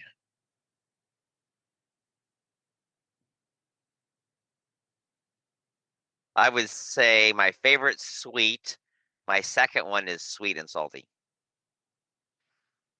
Okay. Yeah. Me mucho gringo, no spicy. Nebraska doesn't lend itself to no. I have kind of just been. I actually had an email on it this morning. We've got a local hot sauce made here in Louisiana, and the more expos I'm going to, you get to some expos in, like, say, the Midwest. I don't want to name any in particular, but like they don't even have salt and pepper on the table. No, Like it's no no. seasoning. Yeah. I was kind of thinking maybe we need to represent Louisiana, bring some hot sauce with us to our booth at the expos, and like, Yeah. here's a little flavor for you folks. You can try it out, Yeah. see what you think. Yeah. They use their version of salsa is ketchup. And I know some people. My wife's family is like this. They're originally from New York State, and they will complain about food being too spicy that I cannot detect any spice in whatsoever. Yeah. I'm like, this is as bland as can be, and they're complaining about it. So there's a disconnect in there somewhere. I don't know. Yeah. Do you have a favorite dinosaur or deep sea creature? Snapping turtle. Ooh, now you're speaking my language, man. Those are all around. Yep. Yeah. Common or alligator? Do Great you have a eating. preference? I haven't had alligator. I've had snapping turtle. It was great. I have not had alligator, so I need to try. So there's two kinds of snapping turtles. There's a common snapper, and then there's an alligator snapper. So the alligator snappers are the true dinosaur. They're the ones that'll live a couple hundred years and get to be, 80, 90 pounds. The common snapper is much more aggressive. They have a lot more range. They're the ones that will bite you. They can bring their head way back and get you if you're grabbing the top, but they only get to about, frisbee size, 3-5 pounds, whatever it is. Yeah. But they're not endangered, so you can eat all those you want. There's tons of them out there. The alligator snappers are the ones that, yeah. Well, or they're like, you can eat them here, but some states they're considered endangered. You can't keep them. So you could maybe be in questionable territory. Like to me personally, I don't eat anything that's older than I am. I figure like if it made it that long, then probably we'll just leave that alone. But anyway. Yeah. Yeah. So and the old people, they'll tell you that there's 7 different kinds of meat on a turtle. Like there are certain cuts that'll taste like fish. There's certain cuts that taste like chicken, and I don't know that I've ever been that much of a turtle connoisseur. But anyway, alligator, you're not missing much. It's really, really expensive. Again, kind of a cross between fish and chicken, but $18 a pound. So I would say just yeah. Have you ever had a UFO encounter? Not that I know of. Not that you can remember. Not that I remember. Not that I remember. All right. Well, Mark Lyon, let me tabulate your score here. I have got you at 6,180 points, which makes you our high scorer for this game of all time. Awesome. And as you know, that will entitle you to either an awkward silence or a genuine compliment, your choice.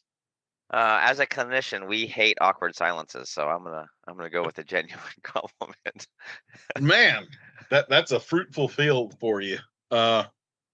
So one, I'm gonna say this may be a little self-serving, but the last time I had you on, I was really admiring the mustache, and I said, "What the hell? I'm gonna try and grow my own out," which is not as fantastic as yours. It's looking good. You're the pure inspiration for that, which coincidentally has also morphed into a legitimate sponsor for the podcast, Death Grip Mustache Wax. And so, as a side prize for you, we'll have to get your address because you're traveling. I don't know where to send it to, but we'll send some product your way. They were very generous with, I got a big box of stuff in the mail from them to give away as gifts. So beyond that, I really have to say, clinician wise, you really are one of those guys. I love to watch all the stuff that you do out there. you are highly skilled. That's obvious to me right from the start, but you also are so unpretentious. And that can be one of those more challenging things to find. Like, you still have that curiosity and that twinkle in your eye and all of that stuff about how you're doing stuff.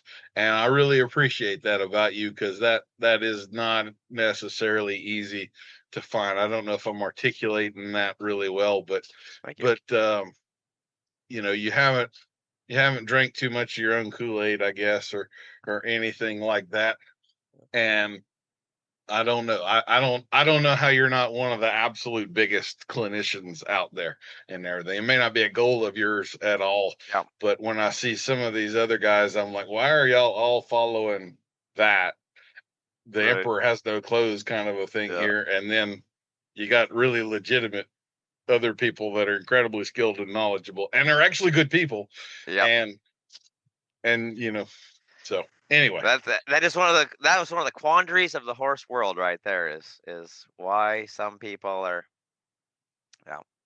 I've got lots of theories on that thing, but yeah. Yeah.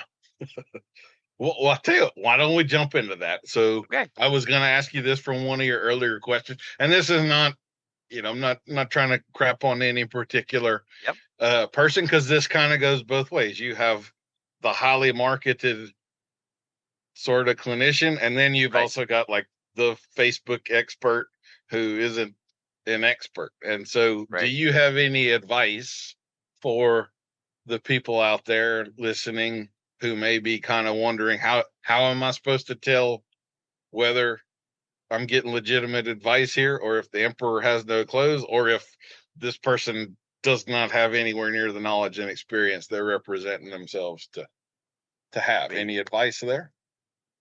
Oh man, I wish I could. I love the question. I need to figure out. I used to do. And like I say, I dabble in the irritating people deal, but I was wanting to do a YouTube video on how to tell if who you're working with is any good or not, or and I thought of several titles, and I don't want to offend people, but yet if you don't have a catchy title, nobody will watch it. But I was going to be like, look, if the person you're watching on YouTube is wearing shorts and flip-flops, that they probably don't know very much about you. Probably shouldn't be taking their advice. If they have a rainbow or pink halter, they probably don't know what they're. If you're, and there's a list of things that you watch people do and go, yeah. And the problem is when, especially for the people that are just getting into horses, that are looking for the basics, it's hard to tell. Like, how do you know the difference between one or the other? It's tough because there isn't like an absolutely or never. I know a lot of people that, let me rephrase that. I know a couple people that are really good that have pink halters, but I just don't know very. They're generally not, you know. And so I've seen a lot of people that, you know. I'm also going to take umbrage. I have got a halter breaking deal out there where I'm in Crocs and shorts, but it was Yeah. hot as hell, and Yeah. I don't feel like I have anything to prove. I was Right. comfortable, you know what Yeah. I'm saying? Yeah. Yeah. And that's the thing. It's like, look, there's going to be exceptions to the rule, and then you see somebody out there, and you're like, you know. So it's hard because it's like, look, there's um I was uh, I was hanging out with Martin Black, and I don't know if you know Martin Black at all. Not personally, but I know of him. Yeah. Yep. Yeah. So we're doing something, we're going somewhere, and he stops by some guy, and this is early in like say my I knew Martin, and I was hanging out with him for over there for the weekend or doing something, and he stops by this cutting guy's place, and we are doing stuff that's not horse related. So we are going to town to get this, and we're going to get some lumber for that, and we're going to get some.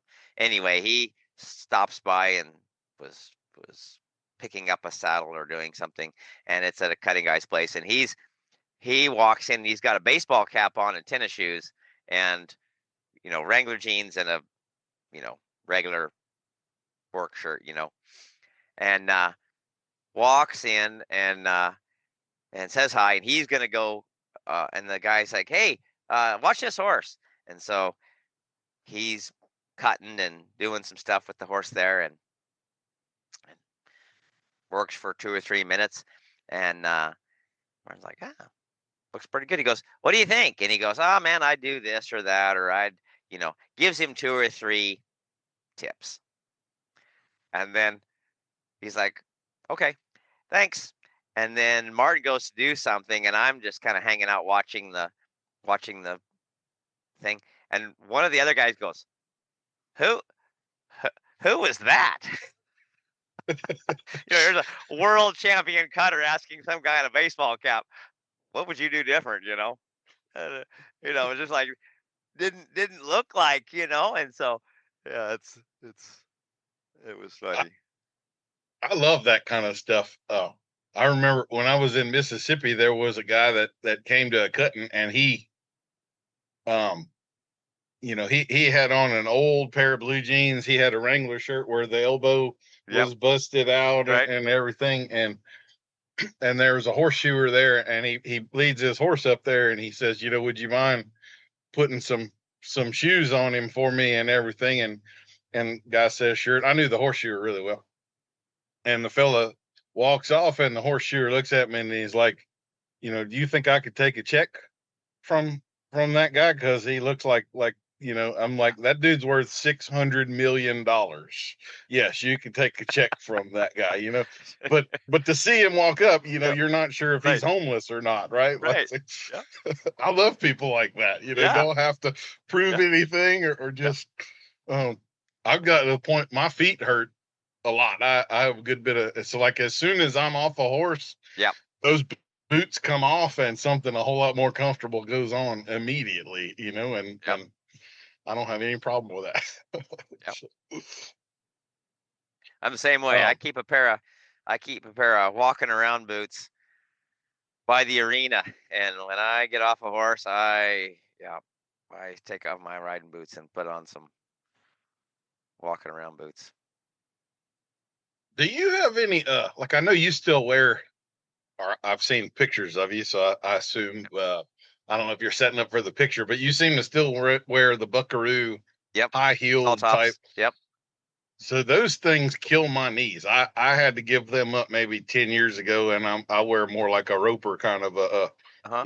a much shorter heel and everything, and I could Yep. tell a pretty serious difference in Yep. my knees. Has that given you any trouble at all, or It no? hasn't. I've got several of them that have high heels, but I've got a couple that have the lower roper heel too, and it doesn't really. I don't know if it. I don't really find very much difference either way, but yeah, I don't wear like tall top cowboy boots very much when I'm on the ground. Mm-hmm. Yeah, like if I know I'm doing groundwork all Yeah. morning, then I got Yeah. no problem being Yeah. tennis shoes or whatever Yeah. yeah. Yeah. So I got a few questions to ask you here, and I'm gonna throw one at you that I kind of hate being asked myself because I'm just a jerk like that. But Yeah. how would you define horsemanship? What does that term mean to you?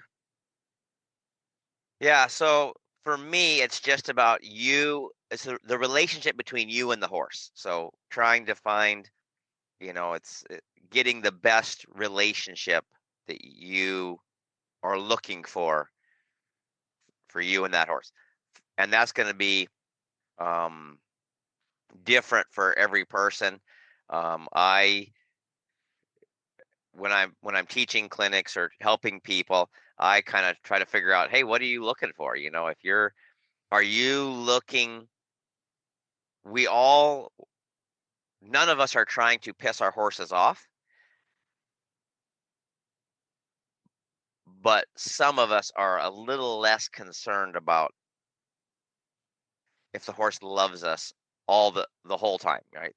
And so some people are like, look, my relationship with my horse is as long as he doesn't kill me or endanger me, I, as long as that's not happening, I'd like my horse to like me more. And then other people are like, I don't want my horse to hate me. Also, we have a job to do, and so him doing his job is a little bit more important than if he likes me or not. And so trying to find out the goal of that person. And so, hey, what kind of relationship do you want with your horse? Are you looking for the relationship that you have, maybe the boss and employee have, or are you looking for it like a mother and a child, or like a husband and a wife, or what? Like, what relationship would you correlate that to? And so, you know, or just a you and your best friend, or what relationship, if you could pick one, what relationship would you like to have with your horse? And then we kind of do that, and like say it's going to be, and then also what you want your horse to do, or you want your horse to go just just carry you down the trail and not buck you off, or are you looking to have your horse do some stuff that's a little bit more athletic or a little bit more performance oriented, or yeah, what are you looking for? So for you personally, do you feel like you have to be friends with the horse? Like, I mean, we all have horses we get along with great, but that also means we've got horses that we don't get along as well with. Maybe they're just a little personal, I can appreciate this horse's athleticism, but I don't want to have a beer with him after work kind Right. of a situation. So are you Yep. okay with that, or does that horse need to find another home, or what? So my personal horses, I don't have any horses that I don't like or that don't like me. And there are, if I actually did a video a few months ago about, people were asking, how come, your horses are always so cool and da, da, da, da. And I said, well, it's a little bit like him. For me, the relationship that I have with my horse is boss and employee. Also, I want to be the best boss that horse is going to have, and also I don't have employees that I don't like. Like, there's plenty of horses out there that enjoy this job, and so if you don't like doing what our job is, look, we can find you a different job. And so for me personally, now not every trainer has that luxury, I mean, some of us, we get in horses that, the customer horses, they don't have to think I'm the best thing since sliced bread, but my personal horses, they've got to at least not. I don't want them to, if they don't want to play ball and kind of get along, then they can find somebody else to go work for my personal horses. But yeah, for me, I it's something that does come in to play, but it's not super high on the customer horse side, but it is a little bit more on my personal horse side, partially because my goal is not to have them forever. Like, I think of myself a little bit like a teacher. My goal is to get a horse and make him better, make him worth more, and then find him a home that's going to be way better than the home that he would have gotten before I owned him. So I get him to be, maybe the right adjective is trophy wife status. And so they, they normally go to a home that has a fairly well-to-do client, and they spoil them, and they get spoiled, and hey, life is grand for both of them. And so, Yeah, I appreciate that. That's kind of I'm not going to say what you're doing is exactly like this, but like everybody wants the ranch horse because you point him there and he goes there without argument or anything. And he, but that doesn't just automatically happen. It takes somebody in the interim to guide things right, that way. And, yeah, so let me ask you this. And I have I've stolen this from you. I always give you credit for it when I mention it, but it's one of the better descriptions I have ever heard. And it was when you're talking about structure with your horses, and you brought up the movie The Sound of Music. So I'm gonna let you Yep. you know what I'm talking about. I'm Yep. gonna let you say it. So why don't you tell us what structure means to you and how do you go about that? Yeah, so when I talk to and I tell people when I'm at my clinics, I say, look, your relationship with your horse, you decide where that wants to be. And the illustration I used was The Sound of Music when Mr. Von Trapp introduces the kids to Maria and he blows his boatsman's whistle and they all march down the stairs and hey, I'm Elisa and they march forward and they are like lined up like military uh, drill instructor kind of deal. And I tell people, look, on a scale of 1 to 10, that's like an 8. Like it's probably okay for the 12, 13, 14 and older kids. It's like boarding school or military school. But for the kids that are younger, it's too structured. It's too militaristic. It's too much. And so that's on the high end, and then the low end is Beavis and Butthead and The Simpsons, and that's like a 3. And so you can have your kid operate anywhere in the middle that you want. I can tell you, the more your kids are operating above a 5 or a 6, the more likely I am to hire them. And the more they're operating lower, the less likely I am to hire them. So you figure out where you're comfortable with your horse operating, and then yeah, I don't mind if your horse steps on your toes occasionally.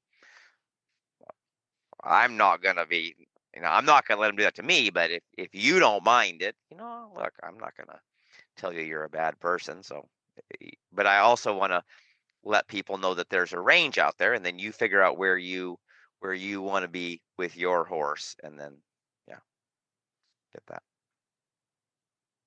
So would you say that there is necessarily a sacrifice made there, where if you have the more structured horse, maybe some would term more respectful or obedient, and those would be dirty words to Yep. certain people. Yep. Do you think that necessitates you take a hit in the relationship side? I think so. For me, I don't think it. I think it can. I think you definitely can. I would say most of it's depending on if the horse is knows what's expected of him. So I kind of try to make an analogy based on what people can do. I can remember growing up, um, I was fairly respectful to my parents. My parents expected me to be respectful, and I generally was. Um, and I never was scared of my parents. My parents, always, I never felt abused or whatever. And I can remember I was standing in the kitchen one time and mom said something and I said that's stupid or something like that. And my dad happened to be in the other room and he came around the corner and you know grabbed me by the shirt collar and I was a little scared of him at that very moment. I was a little bit of the fear of God in me. But I was never afraid of my dad. I knew my dad loved me. I knew my mom loved me, and so but they had expectations, and so the same thing I think with the horses is you need to explain or demonstrate to the horse, hey, this is allowed, this is not allowed, and so then if you have to firm up a little bit, you know, don't don't let don't firm up if the horse doesn't know what he's doing is not acceptable. Teach him that first, and then if he needs some correction, you can. But yeah, and like I say, for me, we were talking about changing, going from one to the other. I tend to be a little bit more structured in my training early, and then way less later. So um, when I'm teaching, and my parents did the same thing when I was younger. It was don't cross the street without holding somebody's hand. Don't do this. Don't do that. And they needed obedience so that I wouldn't kill myself, you know, or anybody else.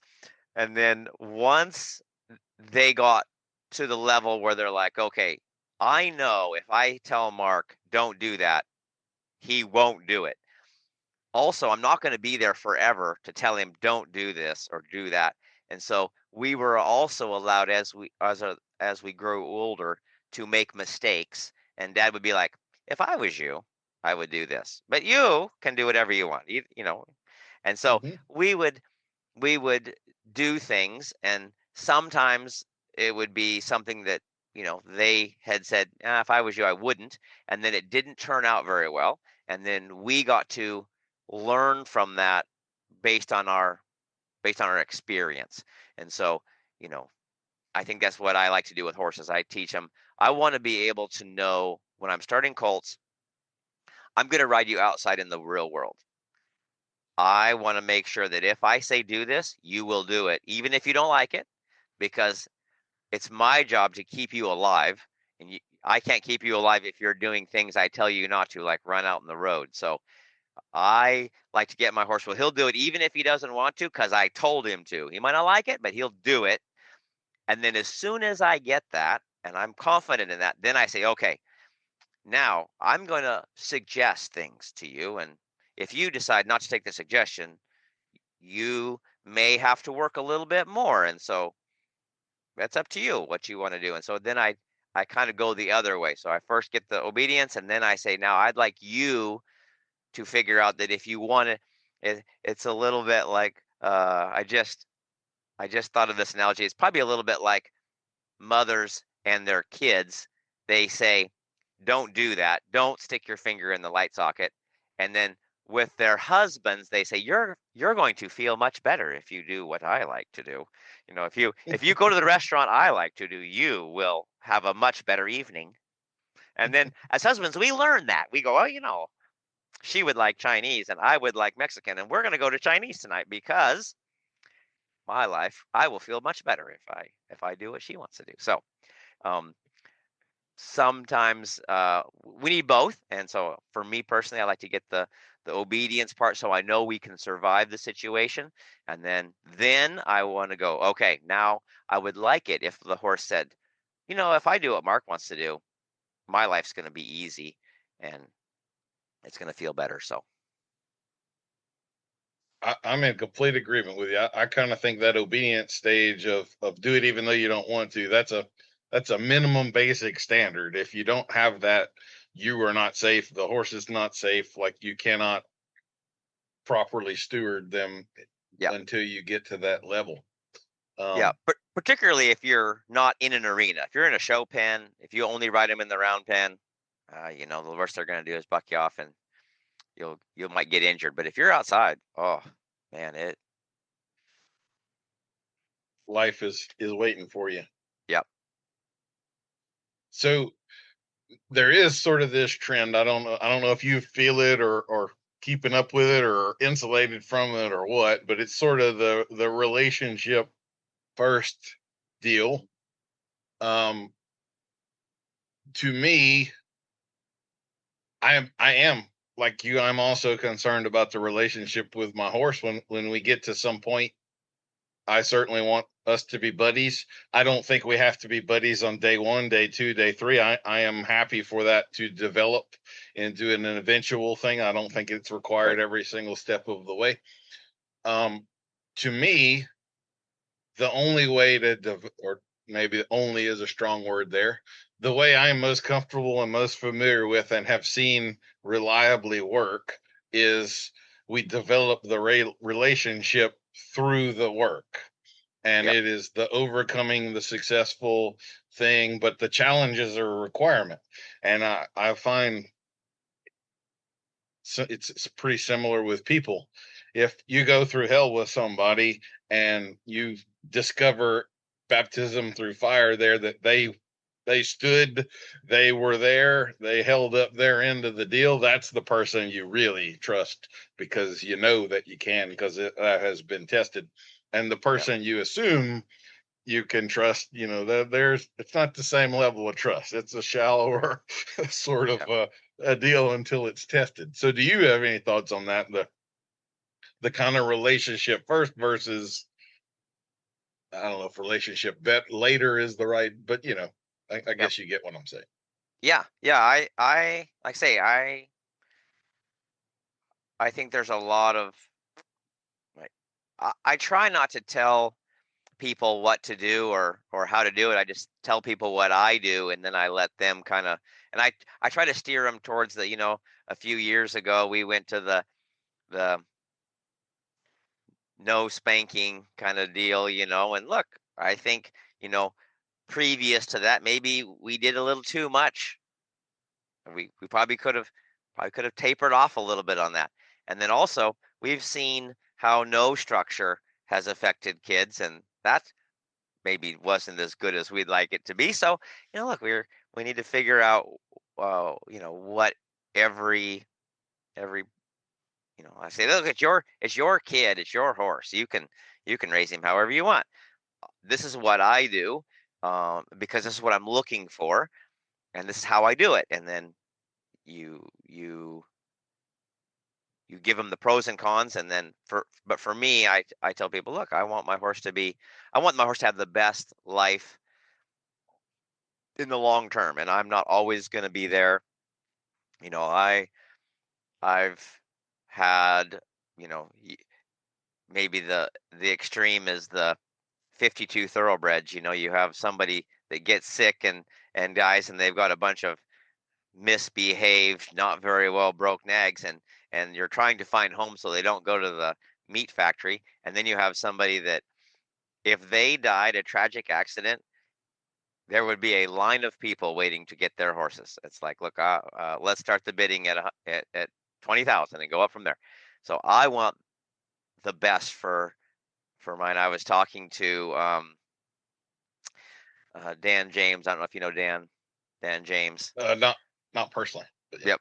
Yeah. We were talking, and it was just after the Kentucky Derby, and we were talking about stuff, and I said, hey, what do you think about this theory that and it was more towards kids, but imagine if you raised your kid, and when they turned 18, you had to not interfere in their life or bail them out of trouble for 5 years. They had to go live on their own for 5 years, and you couldn't help them.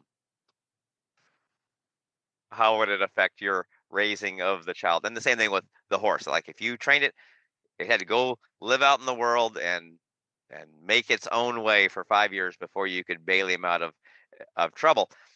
And we were just talking about different things, and he came up with a great deal. He was talking about what would happen if, in the racetrack, you had to load your horse in the start gate by yourself. You had to ride it in there, or one person could help lead it in. If it didn't, you had 90 seconds, and then, sorry,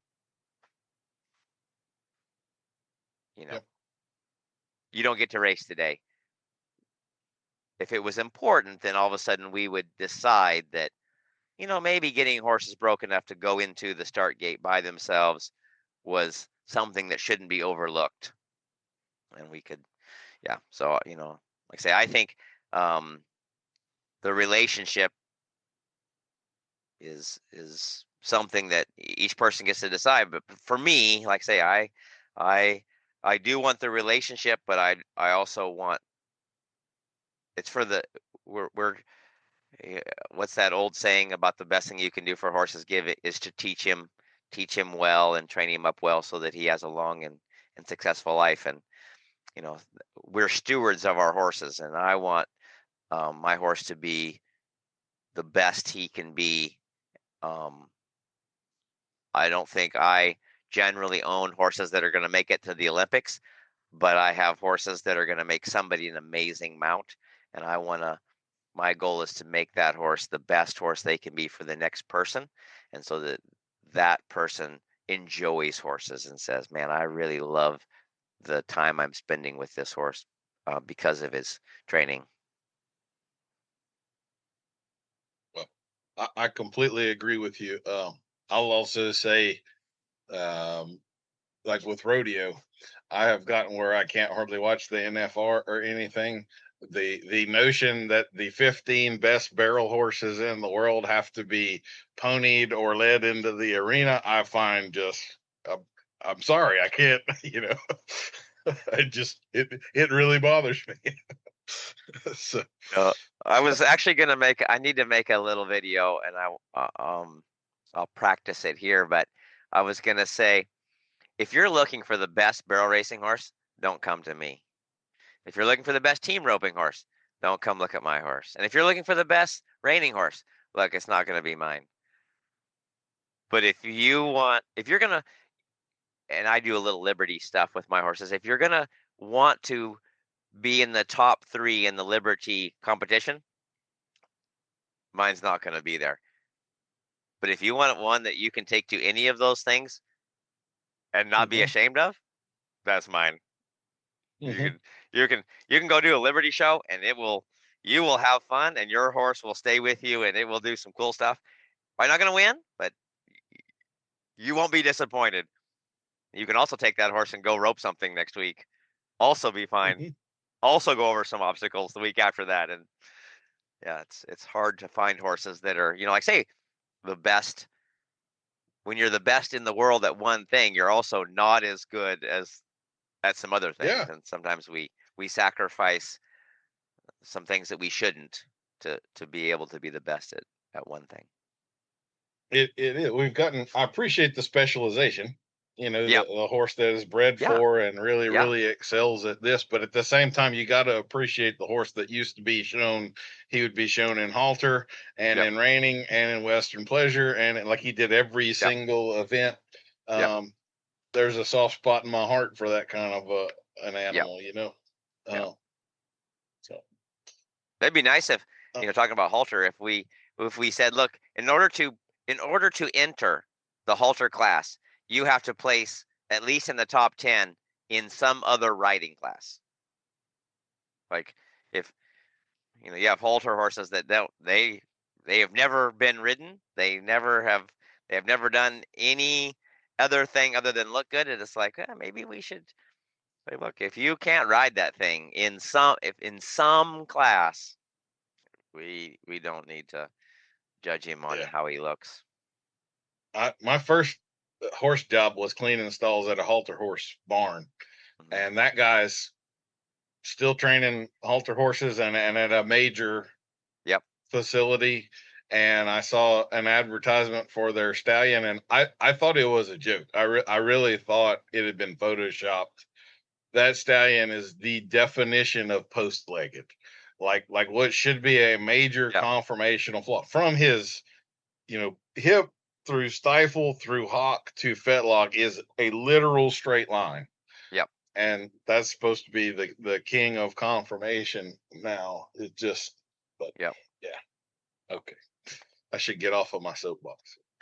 We're gonna rip on every discipline before we get done. We'll have pissed everybody in the horse world off before we get done today. But I mean, like I say, honestly, that's there are conformational standards that exist for a reason, and that's your only job in that world is to be the exemplification of conformation, and somehow it got to this. It's just really mind-boggling. I don't know. Well, Mark, I am pretty bad at remembering to do my sponsors for the podcast. So, and again, let me say I've had some questions. Death Grip Mustache Wax and all, that's a legitimate sponsor. This is our sponsor just for fun. Okay. So, our sponsor, mock sponsor for this episode, is the Neutral Conditioning Method. If you've progressed from the old days of negative reinforcement to positive reinforcement, and you're now ready to follow the latest trends, we've got just what you've been waiting for. The Kindness Conglomerate presents to you their newest scientifically proven method of training your horse or dog, the Neutral Conditioning Method. We all know that your perspective is what matters most, and the more idealistic you can push your perspective to be, the better and kinder you are. Our Neutral Conditioning Method is completely stress-free. You won't have to worry about nervous systems, timing, pressure, boundaries, or any of those other mean ways of going about having a relationship with your animal. Our new AI-driven system will show you step by step how to appreciate your animal for what it is and morph your expectations to nil. We've had this thing all wrong for all of human history.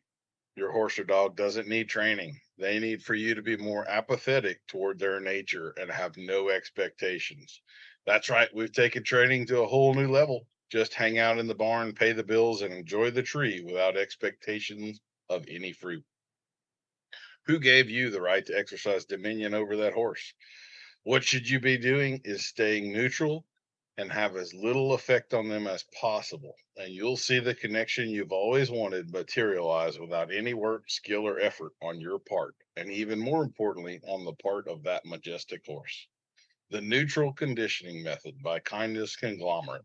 It's for those who don't want to control the wind, but are wise enough to understand the wind's wisdom and flow with it. So, okay. Worked hard on that. Good one. Yeah, that's good. You need to write some advertising deals. You'd be exceptional at it.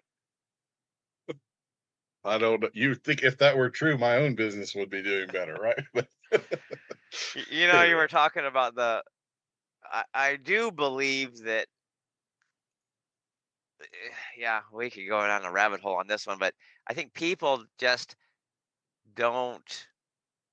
They don't seek out really good information. You know, I mean, I know.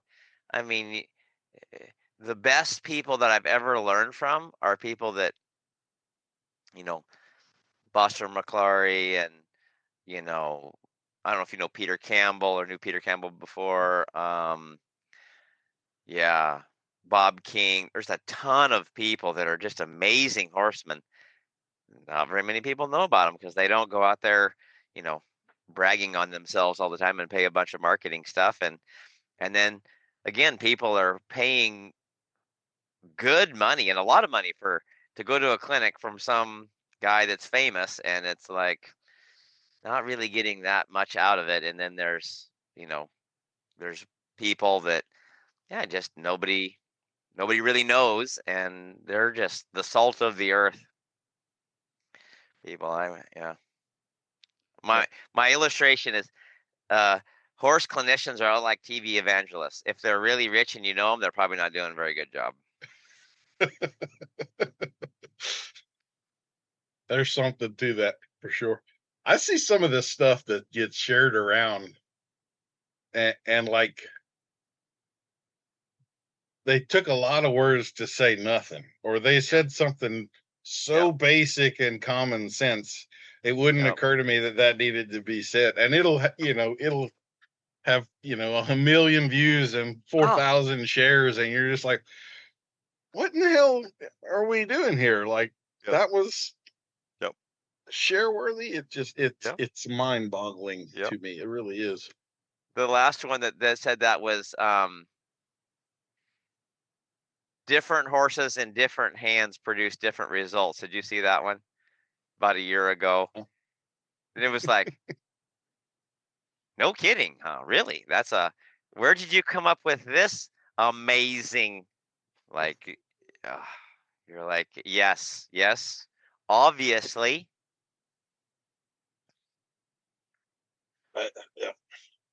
It's a tricky world out there.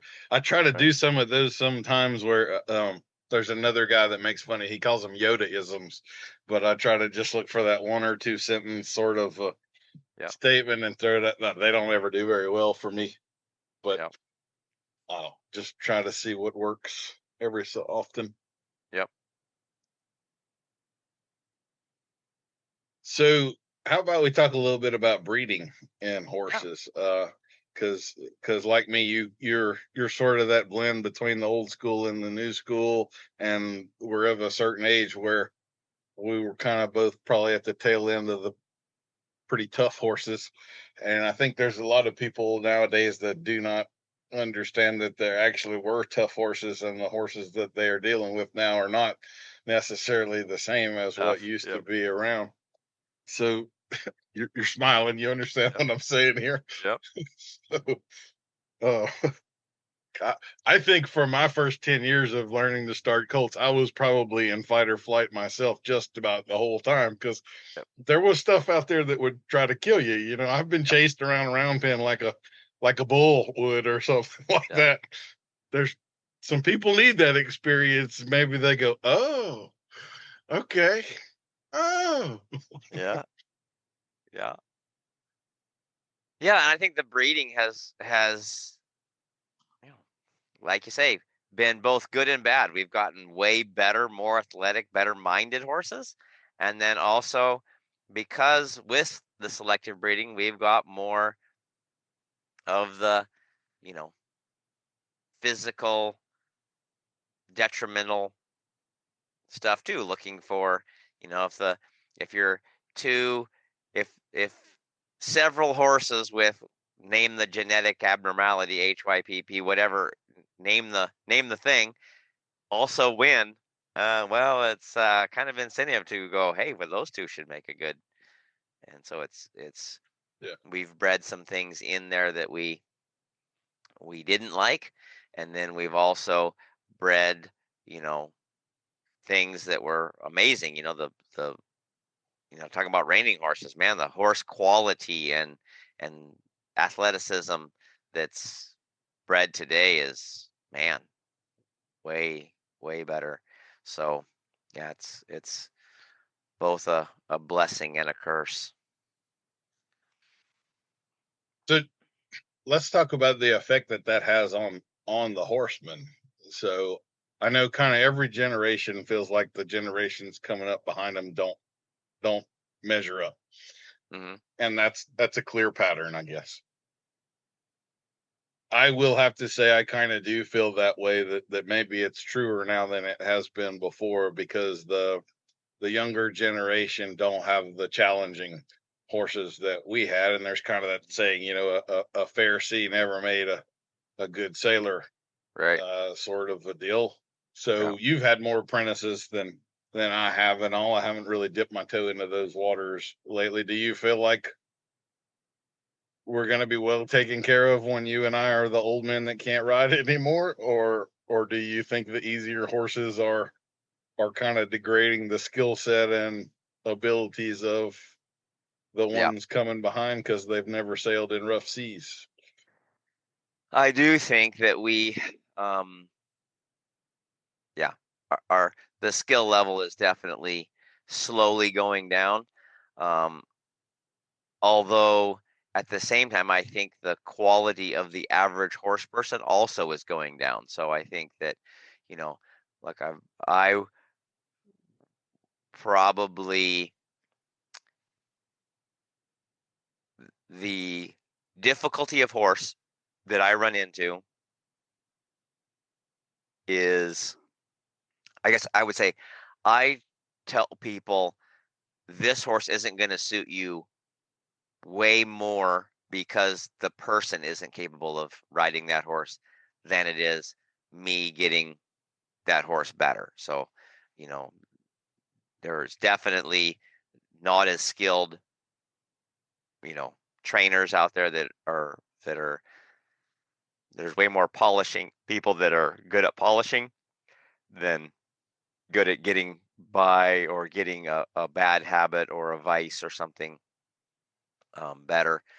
But also the amount of people that are, you know, I remember when was first training horses, there was a lot of people that were recreational riders that were way handier than some of a lot of the recreational riders I have today. They just want to go out there and climb on old Fluffy once every 2 weeks and go for a trail ride, and something that just startles a little bit is enough to upset um, their emotional roller coaster. So, um, Yeah. yeah, yeah. So I do think that is, yes, I think that our general trainer ability has gone down. Uh, also the clientele is also not as used to things that are a little bit tough. So I think society in general has gotten a little A little softer. Yeah, a little softer. So yeah. So let me ask you this, because I think there's an interesting dichotomy there. To me, the change that's happening is that, like, there are a bunch of people out there among our customer pool that are way more academically versed in the horse thing than most of the trainers that I know. So maybe they've been to dissections and things. Yep. They've read up on the nervous system, the brain stuff, and they know things that I know none of the guys I apprenticed under when I was coming up. Right. They didn't know any of that stuff. Yep. And yet that same person may be scared to canter a horse that they should have no fear of whatsoever. So we kind of have this more theoretical knowledge out there, but when it comes to the practical skills, like you Yep. say, it is. Yep. It seems to have gone down. So what the hell do we do about this, Mark? What do you think? Yeah, I think part of that's from people getting into it later in life. When they're younger, they just get out and ride, and so then they're just Yeah. they grow up, getting on and falling off the pony bareback. So I mean, they're just like, I learned to ride, and they're actually pretty decent riders, and then we teach them, the theory and the this and that behind it, and then now what happens is I think the there's more adults that are getting into it later in life, and so they're not comfortable. Um, they're very scared of falling off, which when you're later in life, you don't bounce as easy, and so that's a definite something that most Yeah. people would be appropriately worried about. Um, so yeah, I think helping people just do more, stretching themselves in a safe manner where they're you know trotting horses and loping horses and and just doing it more. I think a little less theory and a little bit more practical stuff. Just telling people, look, you can understand all the theory. You can be an aeronautic engineer and still not know how to fly the plane. Just because you know everything about the thing doesn't mean you can get in there, grab that stick, and start flying that thing. And then you have a person that has no idea how any of this stuff works, but he knows when I do this, this happens. And so I think trying to correct it. I think it's good that we know. I mean, I think there's been amazing improvements in the knowledge that we have about the horses, um, psychological behaviors and physical, and the study that they've put into the hoof care and digestive care, everything. I mean, it's been amazing. But sometimes when you're focusing on that, you don't focus on just the, being able to sit on one without, you know, being able to post correctly, being on the correct diagonal, knowing, yeah, what foot is going where, and being able to ride that without flopping around there like a sack of potatoes is something that we probably should put more emphasis on. And I think we did before, and now because we've got this new shiny information that is just developing, or just we found out we focus on it. So I think just having people have fun with their horses, go out and do something that they enjoy. I think sometimes we find it, we're just focusing on the knowledge that hey, I want to know about this, I want to know about that, and we study it too hard instead of just not to say that it's bad, but just say, hey, go out there and have fun, go out there and go cruise around your horse and just get to know him, just be present, maybe be present with your horse, just be with your horse and go, hey, what are you doing? What are you doing? And just have fun with him. Go do something fun. So do you still, we'll talk about some of the other things that you do in a little bit, but do you still do colt starting clinics where you are instructing people to start their own colts? I do. I don't do a ton of them. I do some if people are interested in it. I do a little bit more out west. Um, I would say 20% of my colt starting clinics are people that come and work their horse. 80% of it is they show up with a colt and they want me to ride it. Okay. And they just want to watch while somebody else starts their colt. They so hey, which look, yeah, I love helping people start colts, and it's something that I enjoy. I love starting colts. I'm fairly good at it, and I want to help the next generation. I am all into that. But I also tell people, you know, it's probably a little bit like shoeing your own horse. Most people should know something about it. They probably shouldn't do it. Hmm. you you grabbing a hammer and a handful of nails and nailing a shoe on, yeah, there's some risk there. Like there's a good chance it's not going to go as well as you thought. So you're better off to get a farrier that does it for a living. So yeah, I would tell people, look, if you want your colt started and you're gonna have 5 a year that you're gonna start because you have a breeding program, you should probably that would be something that would be beneficial. If you decided, hey, I just bought this 2-year-old and I want it to be my forever horse, and I'm 40 and I want to start it myself, that you should probably send it somewhere to get started and then just take it from there. But yeah, Yeah. I haven't done a colt starting clinic in a few years now, and I used to do them, and I like you, I really enjoyed them. That's like my first love. yep, With the professional side of this is starting colts, but at the same time, I've done enough regular clinics where a broke horse has a little bobble, and that person almost fell off on something they should not have fallen yep, off on, or they lost it emotionally, and you're just like, yeah, if that had been a colt, this would have been not really, good. really, really, yeah. I mean, Yeah, it's like there's a certain amount of skills you got to bring to the table or things that yeah, you can handle before this is advisable to right. even attempt in the first place. Yeah. Um, Do you do you know Chuck Yeager, or the that's pilot, yeah. Mhm. yep.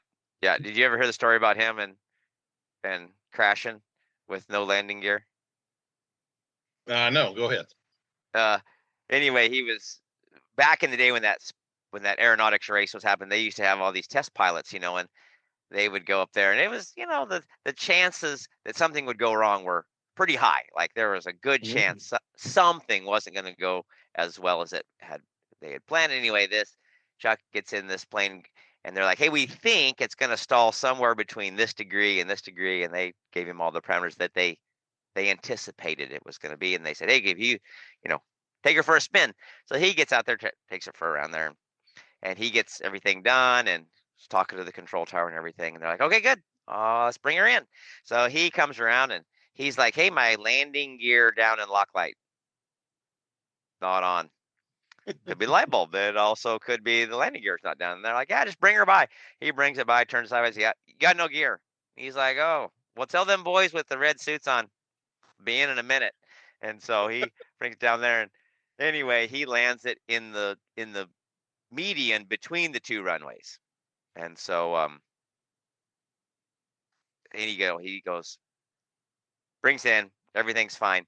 They're like, "Oh my goodness, what, you must be, you know, traumatized by the," and he's like, "Ah, yeah, no problem. You know, third one this month, or whatever." And he was telling the story a little later, and he said, you know, the first time you do that, um, it's scary. You know,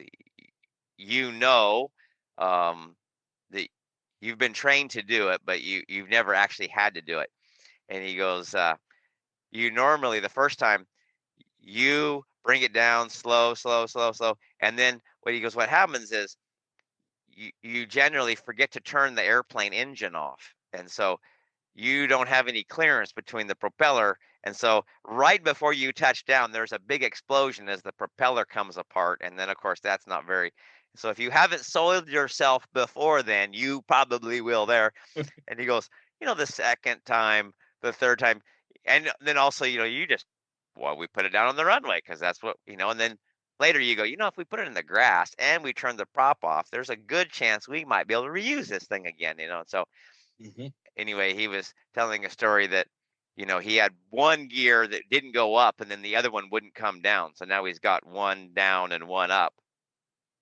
And then of course, when your wingtip touches, of course it spins around, and he goes, yeah, the second time that happened, he goes, I just found a wall and I just clipped the other one that wouldn't come up off. Like I just sheared that thing off on the nearest stinking retaining wall somewhere. And he goes, then we landed and it was much better, But that's experiences that you get from, and the same with cold starting, right? I mean, you get bucked off a few times and then you feel what happened before he bucked, and you think he got tight, he got a little worried, he got and then you pick him up and you prevent so many problems from ever occurring. But it's because you've been in that situation a lot. And so, the people go, I want to test my plane out for the first time. It might go really good, and it also might not go well. So, if you want to, like I say, I tell people, cold starters are the test pilots of the equine world. And there's, of let's say there's 100,000 pilots in the U.S. and 20,000 of them are commercial pilots, and then there's about 4 that are test pilots, and those people do a specific job that's not for everybody. Yeah, that kind of ticks me off when we get treated like just the monkey that gets on to ride the buck out of them and stuff. I know that's a phrase you've heard a bunch of. Like a colt could do a whole bunch of stuff that would probably freak people out, and my blood pressure wouldn't change at all. But you call me on the phone and you say the phrase, "He just needs someone to ride the buck out of him," and my blood pressure is going through the roof at that moment in time. Yeah. And then there's also, like with the Facebook stuff, you get the sanctimonious people that are like, well, if one ever bucks, it was your preparation and you didn't do this and that. It's like, I'm not spending 6 months doing groundwork before we finally climb on up there. Like at some point, there's a risk reward thing that just, Yep. Although I will have to say, the people that say that, when you tell them, no problem, go ahead and send your colt for 6 months before I get on him, they don't want to pay the bill. Like they'll sell you, you should do 6 months of groundwork, or you should have. And they do not want to pay. If you're gonna, after a month or 2 or 3, they're like, hey, like, you should get on when it's their money that it's paying for it. So, but yep. Well, I think about the breeding stuff too, with some of that. They should never buck. I'm like, I know some bloodlines that I don't care what you do and I don't care how long you do it for, it was coming, period. You might as well just take your medicine and get it over with, because there's no avoiding this, There was a mare, I probably started 10 colts out of her. And the first one was pretty damn rank.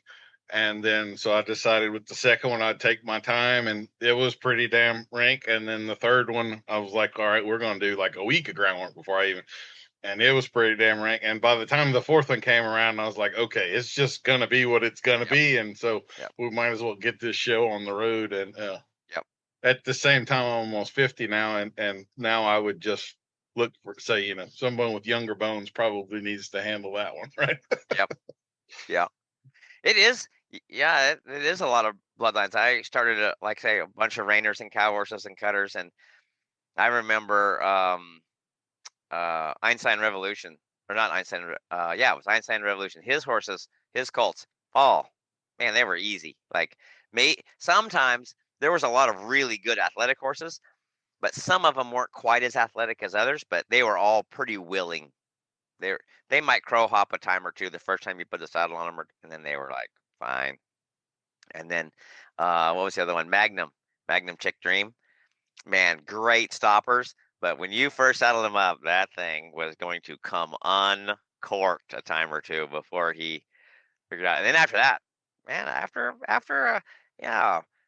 he might crow hop a little bit here or there, but not. And then after a week, oh man, they were just too lazy to buck. They would, yeah, no problem. No, they'd go along there and they were almost guaranteed to stop. You just quit pedaling them. They're like, oh, thank goodness, time to take a break. And they just try to slam on the brakes. So it was that different personalities and different horses, and you can definitely tell. Yeah. I remember the smart little Lenas. I always loved them. They were like, you got on them as like riding a deer. You know, I Yep. mean, they were super, super sensitive. But the first time you put them on a cow, you had better hang on, because they may try to jump out of the arena. They were going to be so scared of that thing. And again, just kind of, that was just Yep. what they were. You'd get that under control in a week or two, Yep. but to Yep. start, it was going to be an experience, you know? Yep.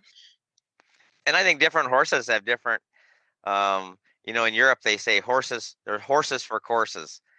You know, like, look, if you want to, my semi does not drive like a sports car, and it's a little harder to park downtown, but for pulling the horse trailer, amazing. And then my motorcycle, it does not pull a trailer very well, but it's pretty handy for going and doing other things. So, you know, you've got the little Arabians and the for endurance stuff, and man, they're knocking it out of the park, you know. And then you have your little quarter horse cutting horse, man, they are agile and fast and like a little sports car, man, and they just cut, and they love working cows and doing that. They're the border collie of cattle working. And then you got your draft horses, and yeah, don't ask that thing to work a cow, but pulling a wagon, oh man, way good. So just finding the athleticism and body type, and then also the personality. Some horses, they love, you know, they're just like an ADD kid, and other ones, they're like just a couch potato. They're just like, oh, just go along and plod Yeah. down the trail. That is sort of one of those terms that gets poo-pooed on, is the work ethic term. And I kind of wonder, like, I have ridden some horses, some of these ranch horses and all that like they damn sure had a work ethic. They may not have really liked people, but like when they realized, oh, we're going to do this, like they were 100% on board. It wasn't a make them do it or anything like that. And I've kind of wondered with some of the people that would poo-poo phrases like that. It's like, you need to get out more. You know, just because you haven't come across a horse like that doesn't mean those horses don't exist. And kind of the horses for courses deal. Maybe you just haven't put that horse into what his thing is, but you find his thing, and like he's going to jump up out of bed and be. You don't have to make a racehorse race. No, you know, I mean, he wants to go race. So. Yeah, I think you're right. I think we've as humans, we've kind of artificialized a lot of stuff. When you were saying get out more, I thought, you know, that's 100%. I would love to see people get out more, both in getting to see different disciplines, and then also so many people, they ride in the arena and their horse is like, look, there is no point to this trotting around this, you know. Go find a kid that loves playing basketball, and then have him run 10 laps and tell me which one he likes better, running laps or playing basketball. Like, look, they're practicing basketball, dribbling or whatever is making him better. Also, it's not something he likes doing. He does it because he wants to be better at the other end. But, you know, running laps makes him more athletic, and it builds his stamina and endurance, but it that's something he goes, I love running laps, you know. So yeah, I think getting out more, being out in the real world, riding out on the ranch, doing cross country, and just riding out is really helpful for those horses. It gets them out of the arena. Yeah. It's like the country kids. I used to, when I got my first horse, I rode him all over the place. Everywhere. Like I went down the road. Yeah. You know, and to town. Yeah. They don't get those kind of, I literally, when I was graduated high school, the last day of high school, I rode my horse 10 miles. I rode him to school, tied him up in the back, and rode him back to the barn that evening. What do you think about? So we just talked about preparation of horses and how that can be, you can spend 6 months doing this, or you can kind of just get it over. And we've also talked about sort of the relationship first stuff. I would find and say that I pretty routinely, and I would say I'm a person that pushes a horse. I when I'm riding, I don't necessarily push customers to push horses, but when I ride myself, I can have a lot of intensity with what I do. Um, I would say there's a lot of scenarios where a horse, I kind of push them, and they're maybe okay enough with what we're doing, but they're not really sure about it. But then kind of once we do it, like your teeter totter thing, first time they cross that teeter totter, they're not going to be confident about it. They're going to be Right. pretty, what the hell's going on here? And Yep. then once we've done it a few times, that's when the confidence Right. comes. So Yep. do you feel like with this relationship first stuff, that's part of where we're losing some of that resilience because Yep. we're too scared to push them out of their comfort zone a little bit? Yep. Or? Yeah, I 100% agree. If you say, hey, we'd like you to go over, let's say a bridge or even just an obstacle, and that horse is a little worried, and you never say, hey, try a little bit, um, why would he stretch himself? I mean, um, if you think about the human thing, how many people like public speaking? Not very many, but we know that if that individual is so worried about public speaking that he never gets any practice at it, it's not going to help him in life. So, yeah, maybe if you don't plan on being a public speaker, you don't have to become a 10 at it, but you shouldn't be a 2. It shouldn't cause you so much angst and consternation that you can't operate when you have to talk to a group of more than 5 people. So, you go, hey, look, you don't have to be amazing at it, but you got to be at least not incapacitated by the fact that you might have to speak in front of a few people. And so we stretch those kids to kind of help them later in life. And I think that same thing with horses. We don't want to overexpose the horse to where they're too scared or whatever, but also just because you're a little worried about this, look, I know it's going to be fine. I've walked over the bridge. I can help you through this. And I think um, when we help our horses do that, then they become more trusting of us. If we want to develop that trust in the horse, you know, uh, there's a buddy of mine. He recently got married. He also is a horse trainer, and he likes buying and selling a few. Especially, we all looking for good deals. And you're looking on Facebook Marketplace and you see something you want. Well, you go buy something, and your wife's like, "No, I don't think that's a good idea," and you do it anyway, and then you lose money on it. That's not a good deal, right? You do that 4 times, and now it's really no. She says, I don't think that's a good idea. And you go, the chances of me making money on that one is only 50-50. So I'm not going to do it. I'm going to wait till it's 80-20. I'm going to make money on it. And you make money on it. Then you do that a few times. Then all of a sudden it's like, okay, you build up some of that trust and confidence.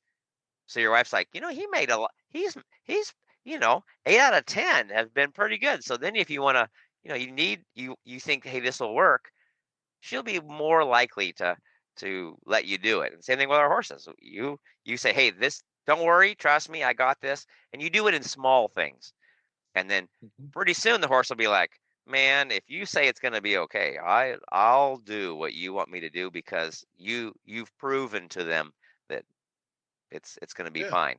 And I think that's something that we need to, don't start all at once, but also, you know, don't be afraid to stretch them a little bit and go, hey, well, how about if we walk over the tarp? How about if we go over this bridge? I love the tarps. That's like my multi-purpose. I can get so much stuff done with a Yep. tarp and a horse. It's just Yep. not even funny. And Yep. what the hell's going to be scarier than that? When you get out into the real world, like, Yeah. you know, they've already mastered a whole bunch of stuff. Yeah, I've got a new one. I have 2 tarps. I get those billboard tarps. Have you seen those billboard? Mhm. They're pretty heavy duty, and I've got a seam sealer that will seal the seams. So I take one of them and put it in half and like double it, and then I seam around the outside, and I leave 2 or 3 spots that aren't sealed. And then you put a little leaf blower or a little blower inside, and it kind of inflates it a little bit like an air mattress. And man, that's kind of because it ripples a little bit, and when they step on it, it's got, oh man, that's a really good obstacle. And then you can, if they're a little worried about it, you can leave it just flat without any air in it. Get them to go over it a time or two, because for some horses, even the tarp is pretty worrisome. And then you get them confident at it a little bit, and then you can add some more things. Yeah, I like that. So, what about the term shutdown horses? Have you come across this very much? Yeah, yeah, a shutdown, and the other one was oh, I forgot the other one, the term they use for it. Learned helplessness, maybe? Yeah, learned helplessness. Yeah. I'm gonna irritate half our audience at the moment. I was at a clinic and they were talking about and it was one of the few clinics where we had as many men watching or participating as we did the girls. You know how it is. Normally it's 80% women. And it was more of a family thing. And there was a bunch of husbands there. And one of the girls said something about learned helplessness. And I said, I said, look, I understand. And I don't want to,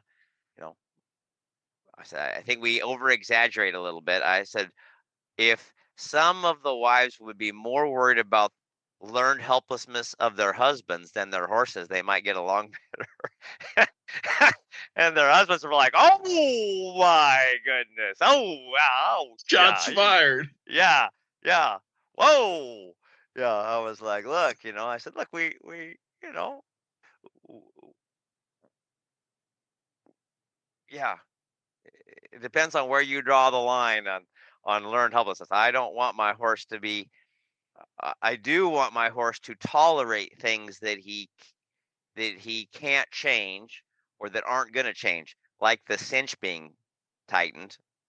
I want him to tolerate that pressure. I don't want him to respond to it. I also want him to respond to me moving my leg slightly or shifting my weight. So some things I want him to tolerate and some things I don't. And we need to teach him the difference between the two. It's just teaching him that. And look, there's some I don't also like. I also don't like having to tolerate crabby people in the morning, but I do because it's considered frowned upon to punch them in the nose when they're crabby in the morning. So, it's just like, look, I tolerate that because it's, so same thing. I want my horse to tolerate some things that he would rather buck me off from, but he doesn't because he knows it's not appropriate behavior. And so, yeah, I I do like the fact that we are a little bit more aware. I've seen some people that have, they'll tie a horse down and just drag a tarp over them and kind of, you know, yes, there has been some. I think we've kind of went too far the other way, that every time a horse gets a little worried and then stops and stands still, they're like, oh, he's shut down. He did learn to tolerate that flag, which was kind of what we're looking for. So, you know, I you're trying to figure out the balance there. To me, there's a notion of degree, and I don't think that gets talked about, and I think it's extremely important. And I kind of wonder, like you and I have started a lot of colts and a lot of problem horses, and I'm sure there are some things we could be standing in a round pen and see a horse blow up, and again, it wouldn't ruffle our feathers at all, and other people might see that and kind of have a very, Right. that first time you land the plane with one landing gear down, soil yourself sort of reaction. And that to me is where that stuff comes in. Like when I hear the description of what some people call a shutdown horse, I'm like, hell, those are my goals. Like I would love to have a horse that's exactly what you're describing right now. And I think like tolerating, to me, that's a stage.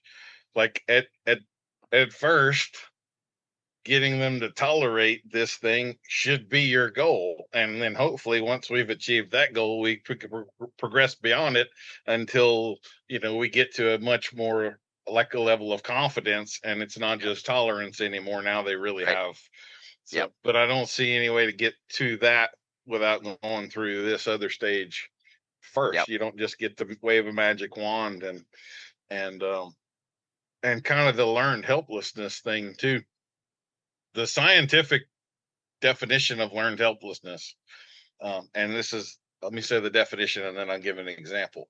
So the definition is, and there's a key word in it, it's when an animal or human has learned that nothing they do will have an effect. And the word nothing is very, very important there. And so they stop trying at all.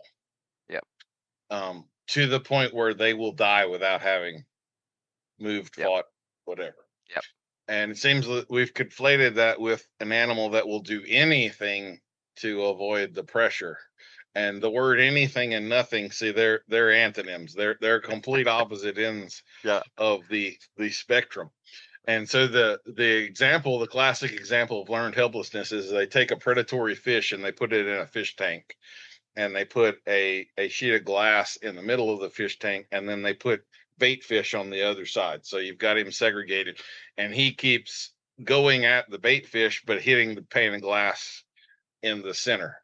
And over time figures out that he'll never get the fish. And then you can remove the pane of glass in the center, and now the bait fish are all around him.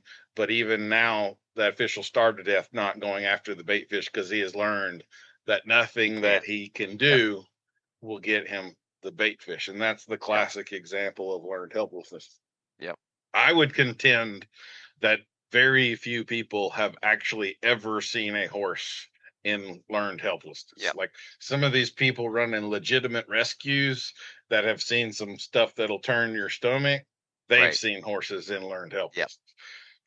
Betty Sue down the road that got 3 horses in her lifetime has not actually ever seen that degree of stuff. So okay, I think I just had a monologue instead of a question for you there. No, I think you're exactly right. I think it's just what the degree to what we, I always try to find a way to make or to help people understand.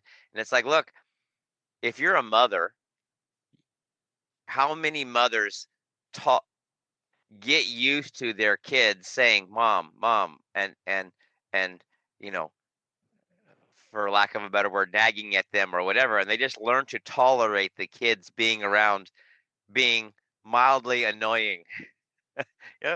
Because that's how kids are. Look, you're either gonna have a nervous breakdown because the kids are running around, or you're gonna learn to tolerate it. And that's not learned helplessness, it's learning to tolerate the environment that you're in.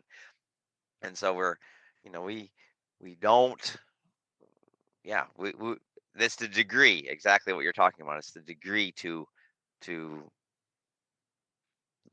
pressure. And so that was why I was I wanted to have that conversation with you, because I thought, like in your structure example where you use the 2 and the 8 and all, that is exactly the way that I look at some of these other terms like abuse and all. Well, a horse that's in a situation where the person isn't doing something as well as they might, that's a 2. Abuse is an 8 or above, and we can't conflate those 2 things together because the degree between them really, really matters. I think there's definitely a abuse that can happen, and we should definitely work on that. Also, the parent that makes their kid do chores in the morning isn't abuse. It's like there's definitely parents that could abuse their kids. Making the kid do chores before he eats dinner is not abuse. Although some people would say that, hey, that's asking too much of of your kid or whatever. So yeah, it's just trying to find the balance. Yep. I was just having a conversation with my son yesterday, the day before, of what my life looked like when I was his age versus what Right. his life looks like when he's Yeah. his age, and Yeah. yeah, the difference in expectations there. Yeah. Um, You know, I would say, imagine what would, when we train your horse the way you wish somebody is training their kid to be your kid's spouse. So if you have a girl and you want that girl to marry somebody, you how your future how your daughter's future husband is raised, raise your horse that way. Because I want, if I had a daughter or a son, I want their their their future spouse to be raised, not coddled. I don't want that I want that son or daughter to be have had some things that they've had to go through, not abusive, but definitely that they've had to work a little bit and Challenges. yeah, yeah, and I think that makes us stronger as humans, and better for society in general, and also the horses that are, you know great for people, and that just makes us, the horse community, better. The less horses that are flipping over and bucking and, yeah, rearing, striking, kicking, all that stuff, the less that happens, the better it is for the horse community. And I try to get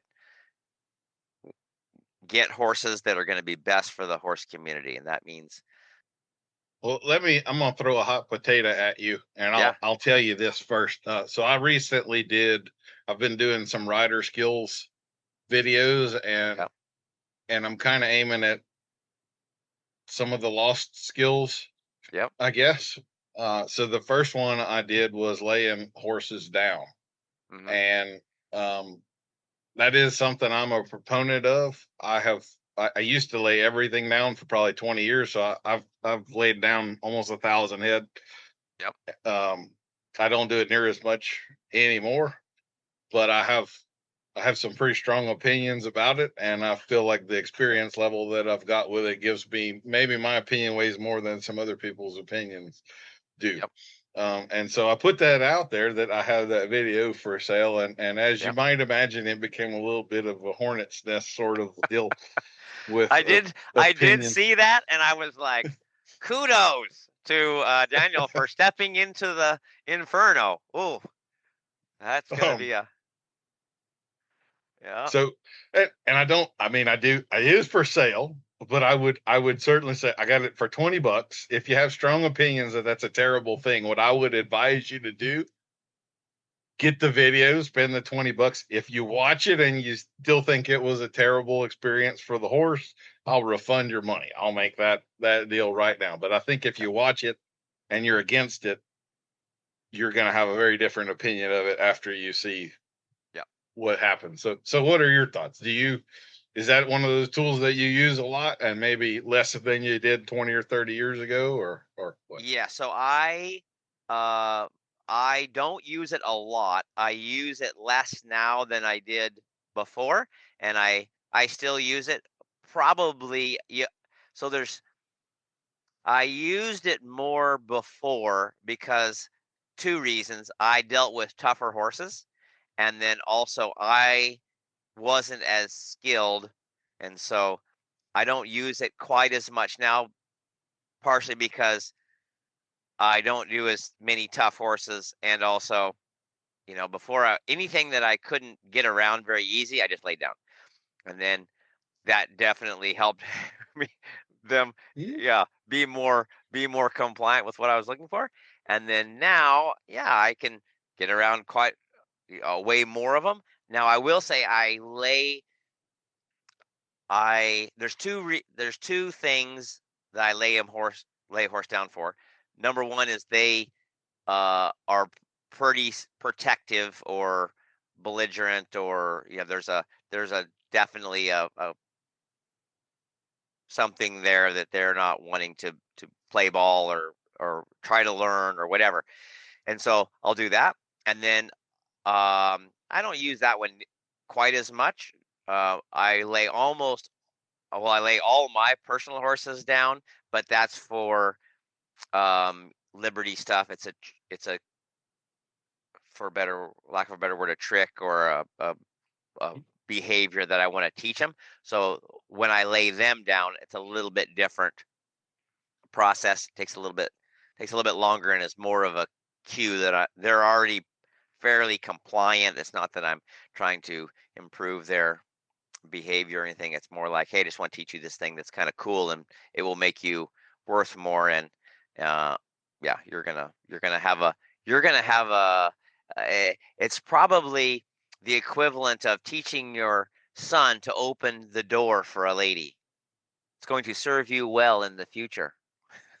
So the same thing. I'm going to teach this horse how to lay down because people will like it, and you will have a better home if you do this thing. So those are the two things two reasons I do lay down. But yeah, I definitely think it's probably I hobble all my own personal horses, and then any customer horse that wants it, I'll hobble them and teach them to hobble. And I think the same thing. I think it's really good for the horses to learn. Yeah, Yeah. saves them. Like having a vehicle with air conditioning, you can live without the air conditioning, but it's sure nice to have air conditioning. Yeah. And like I say, it saves you some vet bills if they ever get their foot caught up. I mean, nobody goes, I think I'm going to turn my horse out in a bunch of barbed wire and hope he doesn't get his legs cut up. But, there's some, route trail riding and step through somewhere where there used to be an old fence and got them tangled up in some stuff, or they're loose in a pen. And even there was one that they had some hay bales stacked next to the fence, and the horse pawed the hay bale through, and it was baling wire, and so got the baling wire around his foot and tangled up and stood there. And we came out the next morning, and here's baling wire wrapped around the two front feet, and he's just standing there waiting for us to untangle him. And so I think it's good for that, and yeah, teaches them some good stuff. But yeah, I think it's really good. So why don't we talk about that a little bit? So I'm assuming when I'm talking about laying a horse down, it's more the horse that's got a wall built, and it is. I would say it's an act of submission. It's kind of I don't do it roughly, like I say. That's why I would watch people watch the deal, because you might be surprised how softly I'm handling the rope when he goes down and everything. But I have also done some experience with teaching them the cue with using positive reinforcement and stuff. And to me, even though the horse is on the ground, those are not at all the same thing. It's a pretty different deal and has a different effect. And so, then why don't I'll let you unpack that. Go ahead. Yeah. So the laying a horse down because you're trying to improve their demeanor is they're like, you can't make me do this. And I've got a wall built up, and it some sort of, a lot of times it's, they're just like, hey, you can't saddle me, you can't touch me there, you can't, and they'll paw and strike and kick and this and that. And yeah, you're like, look, you can do whatever you want, but this is not going to be, I can take your legs away from you, and then you can choose to stand, on 3 legs or 2 legs or whatever, or you can decide that, on second thought, I will submit myself to your control and give up. And they, decide themselves to give up. And so you're just putting them in that situation, and then they go, okay. And then of course they figure out that they can survive, and that you're not going to eat them when they lay down and give up. And you pet them, and like say, you're not forcing them. I've seen people, like trip them and throw them on the ground. But when you're laying a horse down, you're just saying, look, I can make life more difficult if you decide to have a bad attitude, and I can make life way better if you decide to kind of play ball. And so you kind of help the horse figure out that it's going to be better for them if they try to play by your rules and allow you to pet them, and it also puts themselves in a position where they are helpless, and then they try that, and you pet them, and they figure out, hey, that wasn't that bad, and like I say, I think it really helps those horses that have a really big fight um, zone, Yeah. and they've learned, or either they're naturally that way, or they've learned to kind of be aggressive towards something that you're doing, whether it's with the flag or a rope or something. They'll strike and bite and kick and lash out, and or just they've put up some pretty big walls, and they're like, I don't have to do that, and you're like, you don't have to, but it's gonna be way better if you do. And so yeah, I've used that quite a few times. So I've also seen, like, the Ray Hunt, Martin Black, Yep. Dorrance Brothers stuff. Yep. There's a whole lot of talk about self-preservation. Yep. But I have definitely seen some horses that go to a place where self-preservation, like they're going to hurt themselves if they keep Yep. doing Yep. this, and so sometimes getting the ropes on him and kind of containing him is actually, Yep. even though it may seem extreme, it's the protective thing for this Yep. horse, because I'm taking away his ability to Yep. lose his mind and wind up hurting himself or me. Yep. I don't really want to Yep. get hurt in the Right. process either. I'd kind of, this horse is only going to get started once in his lifetime, but I'm going to start thousands. So I think my own safety is something I need to be considerate of here as well. Yep. I got people to feed, and Yeah. I need to be at work next week too. So Yeah, we don't put the straitjacket on crazy people for we do it for our benefit. We also do it for their own benefit. We keep them from hurting themselves.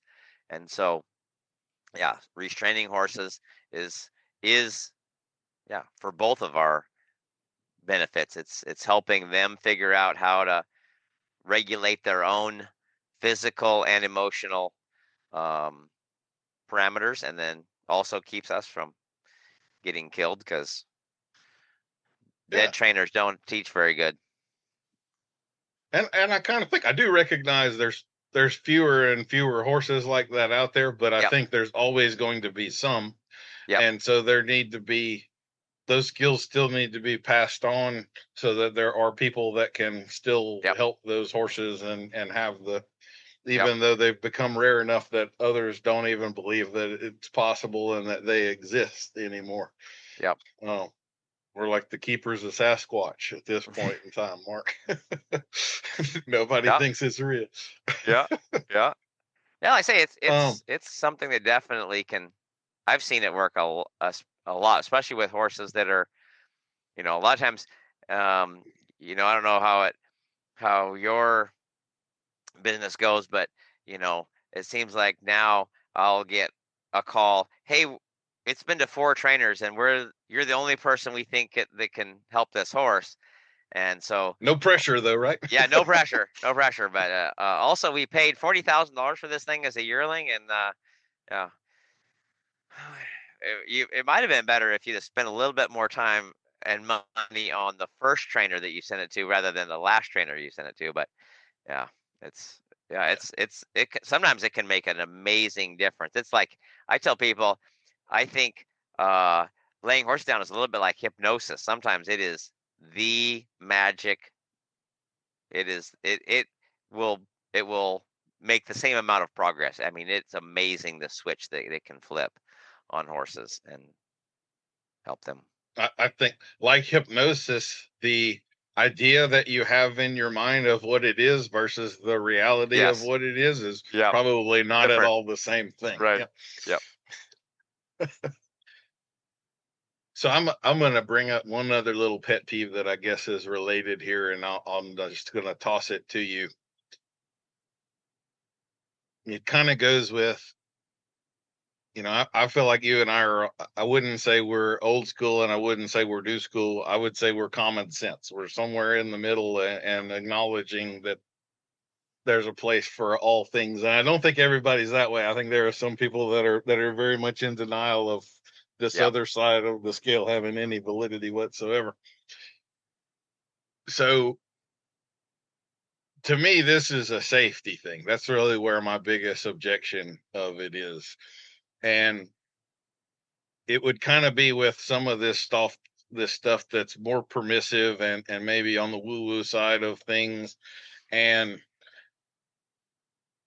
just like you were talking about with Colts, you've been down this road, you have felt this thing, you know where it's going to go to, and now you're kind of slick about heading that off. But if someone really experienced isn't watching you, they might not have really noticed there was ever Right. a little friction spot there that you kind of Yep. worked your way out of. But to the non-experienced observer, nothing really happened there. Right. You know what I mean? And so that's a little bit of the pet peeve of mine, is the person with 30 or 40 years of experience that has extreme skills at timing and reading a horse and seeing very subtle little tells. You know, you can't put the novice horse person in the pen with that horse and act as though if you just do this, everything is going to work, because they don't also bring the 40 years of experience, the Right. timing, the ability to read the micro things in the moment, and all of the other intangibles that we can't really. That to me is kind of we also talked about, like, how do you tell whether this person actually is really good or whether the emperor has no clothes. Yeah. I can watch somebody in 20 seconds. I know the answer Yep. to that question. It Yeah. does not take Yeah. No. long at all. Like, it's No. just these little, but I don't know that I can give Tell. words to what I'm Right. seeing. It's so Yep. small, Yep. but it's black and white. It's Yep. not I'm on the fence here. It's like, no, that's not, or yeah, it is. Yeah. Okay. I've lost my words, but what do you think about that? How is this? Like, I feel like there's stages to this, and whether it's high and mighty to say that dominance doesn't work. Well, if you're in your first year or 2 years or 5 years of earning horses, that's probably actually what the whole thing is. You have to, like, Right. achieve that level before it. When you're 30 years in, yeah, I don't think about Yep. dominating a horse either, Yep. but I just like Yep. get that for free now. It's not something I have to focus on. But this other lady over here, I'm like, we can wait all day until you whack the hell out of him. Nothing's going to change. You Yep. need to do that, and Yep. then everything will be okay. But Yep. you can choose to do it now or in 10 years waiting on Yep. you, you know? Yep. All right. Yeah. If I you think want to you're leave me exactly. alone on this island, I understand too. That's Yep. not going to be. No. No. I think. Um. What I would say, it's with horses and humans. There's a lot of unspoken body language. Those horses know when you know, and they know when you don't. And you can meet somebody on the street, and I can run that person over. Like, that person will let me tromp. I can put foot tracks up the middle of their shirt, and they will not do a thing. And then there's another person that they will they will knife you, no problem, no questions asked. And you don't have to experience the end to know where it's heading. And the same thing with a horse. They're doing the same thing, but the way they're doing it, that horse goes, you will not hit me with that thing. I can tell you, you're not going to. And if you're not willing to spank that kid, he knows you're not willing to spank him, and so he's going to run you over. Does he want to? He doesn't care one way or the other. But if you're not willing to spank him, he's going to run you over. And so, same thing. Like you said, that horse is not going to do it until you say, I will spank you if you need it. I don't want to spank you. I would rather not. If you need spanked, you will get spanked. If you need love, you will get love. And so, until that person is willing to do that, and like I say, I, I, you're talking about it takes 20 seconds. I was doing clinics with a friend, and so we're doing these clinics, and people would walk in the arena, and we would, as they walked in the arena, we would say, okay, you're on that side, you're on this side, you're on that side, you're on this side. And then, I'd say, hey, which one do you want for the morning? And then we'd swap in the afternoon, the group. And we would put the group on the less experienced people and the more experienced people. just as they walked in, we'd go, oh, you're on that side here. And then we divide them up about halfway. Anyway, I took the less experienced side, and we're doing some stuff, and that way they can be on one end of the arena doing something, and I can be on the other end. And at the like halfway through, one of them figures out we have separated the group. And so she's like, "Hey, how did you know? Like, how?" And I said, "Well, just by you walked in." And they're like, "How can you tell by us walking in?" And I'm like, "Well, so I can tell you some things, but it's not just about the things. It's like, look, if you are grabbing onto the halter right here, that's a clue. If you sometimes it's your tack, sometimes it's how you walk, sometimes it's look, there's too many things, you know. I mean, if you're a Mhm. construction worker,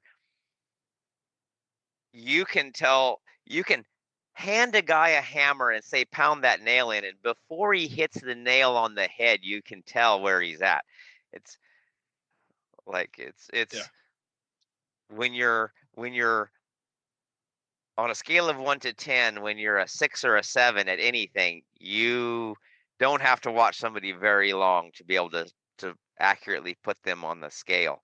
And so yeah, you're right. There's so many little tiny details that, and some of them are, yeah, they're just body language. It's just how you, yeah. And I don't know how to help. I wish I could find a way. It would be so good to be able to show people, and help them understand it. But I guess somebody, I forget who said it. The hardest thing to teach people with horses is feel, and that's it's like I Yeah. don't. And once you feel what feel is, Yeah, you yeah, wonder, how did it take me 20 years to figure yes, that out? But yeah, yeah. yeah. How did I? Yeah, I do a lot more. I can tell you with clinics now, I do a lot more with feel. Um, I have people get in groups of two, and then put reins on their hands or on their feet, and actually have them move, and because it's such a light bulb moment when they do that. You're just Yeah. like, "Oh my goodness, how did I not Yeah. know that?" And so um yeah, the feel is something you can't describe or explain or whatever, but once you feel it, then they're like, "Oh, okay." And then it's so easy. One of the things that I really like to do is kind of collect sayings. Mm. And I have already told you, I've stolen one of yours of that rules are for, here, I'll let you say it. Oh yeah, the rules are for children and ignorant people, and the careful consideration of of people that can Everybody think or else. intelligent. Yep. So I kind of collect that stuff, and I try to boil down to like principles, these sort of sayings that are always true. There's no caveat to it. You can't boil it down to a simpler form, like here's an essence. And a couple of those that have come to mind as we've had this conversation, one of is the economics of it. I think there is sort of a push now of, you don't have to ride a horse for it to have value, stuff like that, and really a lowering of the standard of what we would consider a usable horse to be. And that violates one of these principles for me, which is, you cannot separate the economic value of a horse and the kind of care that that animal is going to receive. Like, $50,000 horses don't wind up in slaughter plants. You know what I Yep. mean? That's just, if you find one, that's the exception, not the rule. And Right. something worse probably happened to the person than Yep. happened to the horse to make that occur. Yep. Um, Another one of those. So now we've talked about laying horses down and all of these extremes. This is one of those sayings that I have had, and I don't know if I've ever articulated it very well, but I feel like this may be the tipping point for me. But the horse is the one that chooses the amount of pressure that we use. It isn't me. like you were saying, I don't have a feeling about whether I have to be pretty firm here or if I can be I'm aiming for soft, but the horse ultimately tells me how much pressure is required before he turns left or stops Right. trying to paw me or Yeah. whatever Yeah. the thing may be here. Yeah. I kind of make fun of, some of these equitation rules. And I guess being a colt starter most of my career, we violate equitation rules all the time in favor of self-preservation. So one of these is like crossing the neck with the inside rein. So it's Yeah. now something if I get on somebody's horse at a clinic, I'm absolutely going to do this and mock and have a little fun with Right. it. So like, I want to do a video where I do that and I accidentally cross the rein. I haven't figured out how to do this in editing yet, but like my arm catches on fire immediately Yeah. for having crossed that line, or what the hell's supposed to happen if you cross the neck with the rein? Like Yeah. if you're riding in one hand, then that box got smaller and smaller and smaller until you're doing exactly the rein movement, that crossing Right. that neck with the. Right. We have these sacred cows that don't make any sense. So another, like we talked about laying horses down, we're taking away ability to move, right? That's ultimately Yep. the principle. Yep. I would guarantee you most of the people that would be offended by that and would think that's such an extreme thing and should never be done would have absolutely no qualms about strapping a noseband on a horse and taking away his ability to open his mouth or flex his jaw or anything like that, and would never consider that they're actually doing the exact same principle, just to a different body Yep. part, Yep. Yep. So I like that one where you're talking about laying a horse down. It's restricting his ability to move, but yet we all think that that's okay. We all keep them in a fence, whether it's a 40-acre pasture, 10-acre pasture, or 8x12 stall. We're affecting their ability to move. Whether it in cross ties, it's affecting their ability to move. We have said, hey, it's only to the degree that you do it. We mhm. all affect their ability to move. It's just to what degree. Yep. Yeah. I have that same feeling on the dominance thing. Yeah. I decided that this horse will live here in this pasture. He gets fed this. I This chose what much. time of day I'm going to get him up out of, and we're going to go Yep. in the arena. We're going to work on X, Y, and Z. But I'm not dominant in this No. scenario. It would be Yep. wrong to have Yep. dominance going on, but I can Yep. make all of these decisions without the horse, Yep. and but dominance has been debunked. That's Right. not a valid thing. It doesn't exist at all, right? Yep. Yeah. No, I Oh, think I like your analogy of of the horse gets to choose how much pressure. I would say the same thing with humans. The human gets to decide how much pressure it's going to take for him to follow the rules. Some of them never get a ticket, and some of them are 2 points away from losing their license. Some of them have lost their license for speeding multiple times. Like, you get to decide. You decide how much pressure is it going to take before you're going to follow the rules of the road so that you're. It's up to you. yeah. My dad has had many tickets, and it has not affected his driving speed whatsoever at this point. He's a white knuckle ride. Even I've Yeah, been riding with him my whole life, yeah, and I don't go to sleep in the passenger seat. I am yeah, watching the road when he's driving. yeah. Oh. Well, why don't we talk a little bit about some of the stuff you got going on? And I don't know what kind of the balance are you doing, more clinics or Liberty Yep. stuff these days, or are you still doing much of the outside colt starting, or what's I your world don't looking do. like? Yeah, I start colts for a couple three ranches. I don't do near as much. When I'm home, I start some colts, and when I'm on the road, I'll do a few colt starting things, mostly west and south for the colt starting stuff. Um, the north and east part is more clinics. I'm on the road about 9 months of the year doing clinics, just helping people with whatever subject they want to do. Still like doing the Liberty stuff. Yeah, just have a good time with it.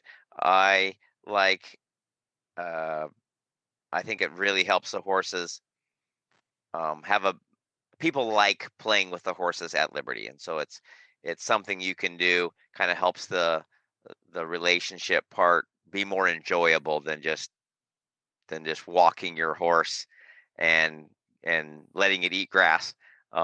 It's something you can play with and enjoy. It doesn't require some of the people are getting a little long in the tooth and they're getting a little older and they're riding, especially at speed, kind of makes them anxious.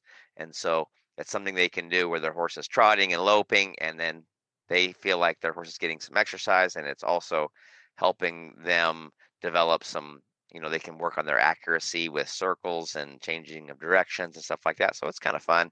It's a fun way to get some of those horses, moving at some speed without the person feeling like they have to be such a competent rider. And like so, a lot of people have gotten into horses a little later in life, so loping and that kind of stuff is a little bit more worrisome for them. So they can so that's something that's kind of fun. It's good.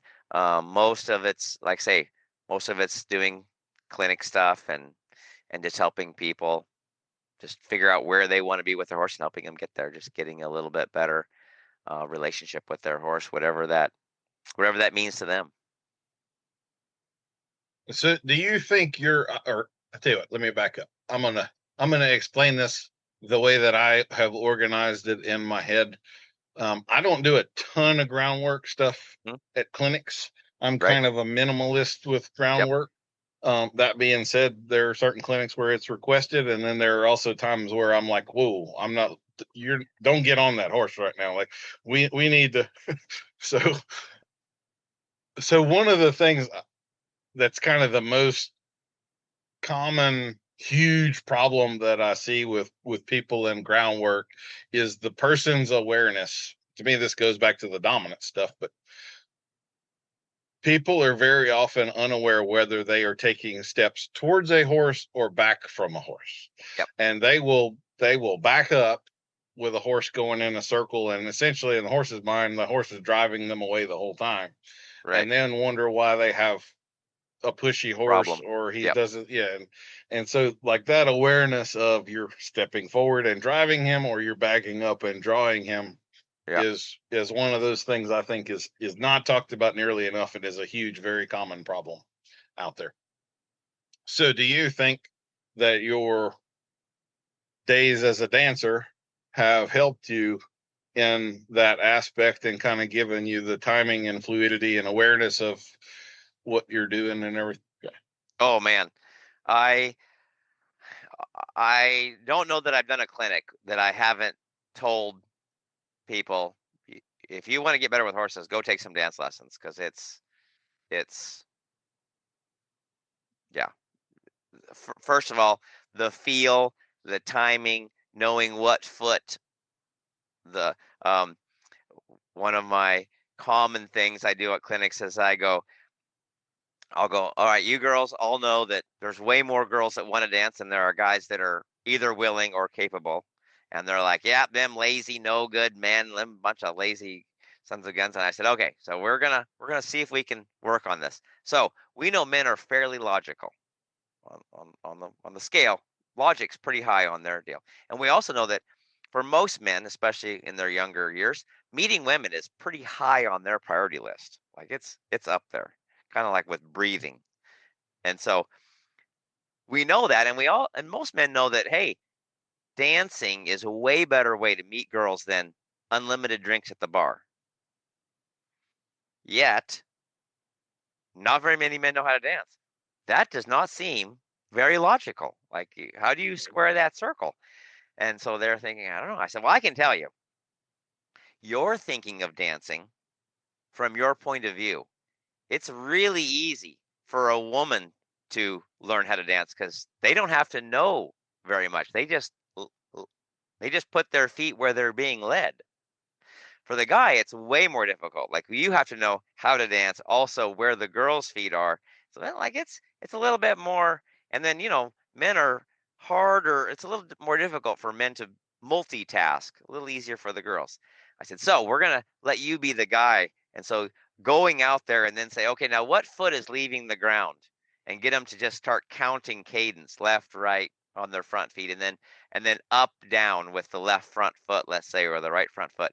And then go ahead and lead that horse, have him initiate that turn to the left when the left front foot starts to leave the ground so that he can place it over there. And yeah, after about 2 hours, they're like, man, this is tough. And I'm like, welcome to the man's world. Welcome to our side. And so yeah. And then also I tell them, look, you've all danced with guys and you can, some of them are better than others, right? It's being able to lead the dance without it feeling like it's a WWF wrestling competition out there. Like leading it in a confident, competent way without being domineering. And that's what we're looking for in the horse. We want to be able to say, look, I'd like you to go here, and you support him and help him. And pretty soon the horse go like, hey, I could do that. And then I think the horses really like doing some cool stuff when they're not knocking their legs together trying to do what you're asking them to do.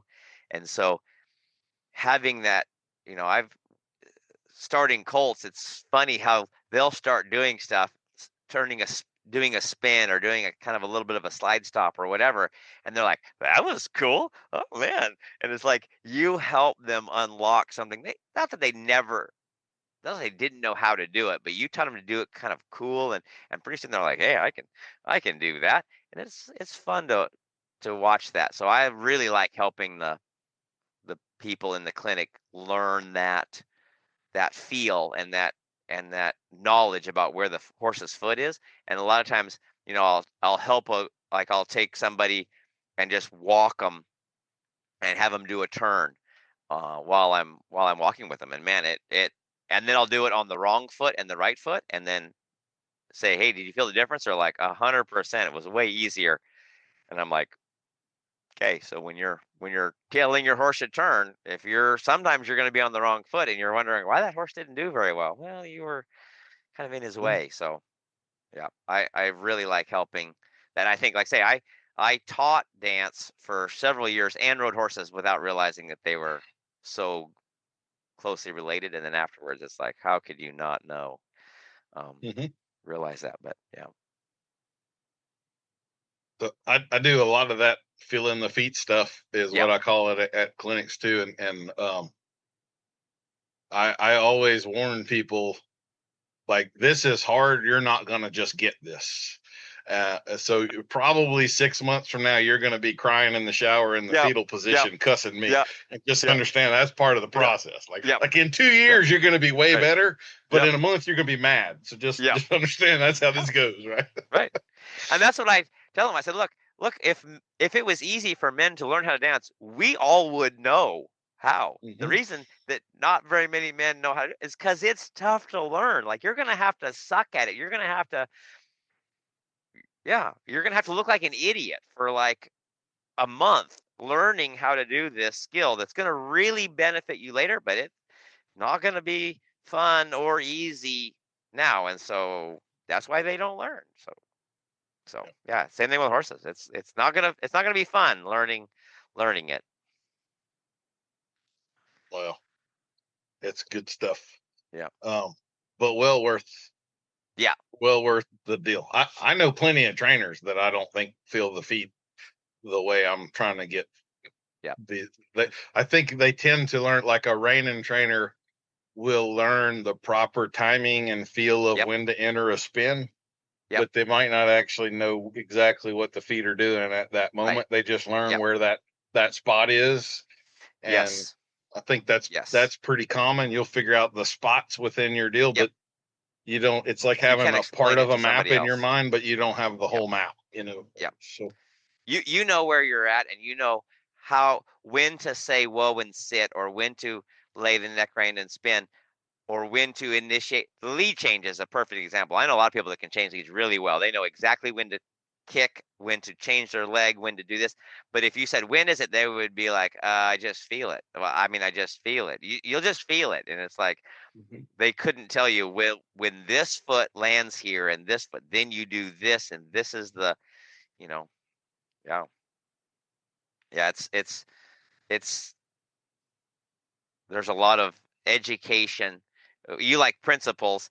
Have you heard my 4 factors on horse? I don't think. Oh, you can steal this one if you want to. It's something. This is the first thing I tell all my interns to do. It's half teaching them to think and half preparing them for life. But I tell people, anything humans make, there's 4 factors that go into making that thing, and it's going to be universal for your life. It doesn't matter if it's building a barn or cooking dinner or training a horse or sewing a pair of jeans together. And the 4 factors that go into that, and if you change one of the factors, it's going to change the outcome. And they are the quality of raw ingredients. So if you get, if I get fresh caught shrimp from fresh, or I get some frozen stuff in Walmart, it's going to be different. Like it's the quality of the raw ingredients that you're making. The time spent working. So a dinner that takes you 2 hours to prepare should taste better, or at least look better than the dinner you spent 20 minutes making. The tools and equipment that you have to work with. So it's easier to make biscuits in a fully stocked commercial kitchen than Dutch oven and a campfire. You can do it, but it takes more skill, and the skill of the person doing the work. So I tell people, if you can have when I was the skill of talk about the skill of the person doing the work, you can have a guy that just graduated from culinary school, and he can tell you when you're making candy that the sugar needs to be at X temperature, and when it's at X temperature, the crystalline structure of sugar changes from this to this, and he will know all the details about it. But if you had a pot with sugar in it that was melted, and he couldn't look at it and go, that's it right there. Unless it's a thermometer in it, he won't be able to tell you. And then you have grandma. She could not tell you what the crystalline structure and what it's doing chemically, but she can look at the pot and go, yeah, it right there, it ready. And so we have, and the ideal is both. The ideal is you have the person that can feel it and can change leads on a horse and knows, hey, it's right here. And then you also can teach it, because it's when this foot lands and then the next foot needs to be here, and right when the moment of suspension happens, right? And so, yeah, that's what you're, talking about. The footfall is when the person, you can learn it just by doing it enough times. You're gonna know, hey, when this foot leaves the ground, you don't even know what foot leaves the ground. You just, when it feels like this, I do this, and then this happens. And then, but in order to teach it, you have to know what foot is leaving the ground, so you can tell the next person, and they've got to feel it, and they have to learn how to figure that out. So it's, yeah. You have that saying of this is the clinician's insecurity, I guess, but like those who can do and those who can't teach. Yeah. And I really have to say there's no question in my mind that teaching this stuff has made me a better horseman. Yes. And I'm not a guy that's insecure about the skills that I have, Yep. but the having to articulate it and understand it to the degree that you can teach it to someone else has definitely shined light Made you into better. corners I probably wouldn't have shined Yep. light into otherwise. Yep. So, Yeah, if you're successful and you're getting it done, why go more until you're trying to teach it? Then you're like, how am I actually doing that? When I do ranch roping clinics, that's helped me so much with my ranch roping, just because you're like, how do I throw that loop? Because I can get the loop to go where I want, but teaching somebody else what exactly I do with my hand at what point is, makes you really break it down and know it forwards and backwards and inside out. yeah. Well, man, I have kept you a pretty good while here, and I don't want to monopolize any more of your time. Is there anything that you would like to talk about to wrap up? You have anything coming up or anything you want to mention No, just before we call it a day? just doing my summer tour of the U.S. Going around doing some clinics, and yeah. Thanks for I love listening to your podcast. I tell you what, I tell everybody you need to go do the your bit videos, because man, that thing is something that I think is so needed. There's so many people that just don't. There's so much disinformation out there with bits, and I mean, I don't know how you do it. Well, I You know, appreciate that. We had a masterclass call last night with one of the students was working with a former veterinarian of the U.S. Olympic team, uh and what he was telling her was wrong. huh. Um, Yeah. and I'm like, yeah, I have the confidence to say that that is wrong, and just understand veterinarians they're trained, but they're trained in certain areas, and Yep. sometimes there's an area Yep. they don't know as much about as they might think, and they've got a lot of confidence, and they kind of Yep. overstep, and yeah, I'm sorry, what he Yep. told you was wrong. That's not Yep. accurate at all. Yep. It's so anyway, yeah, it's Yep.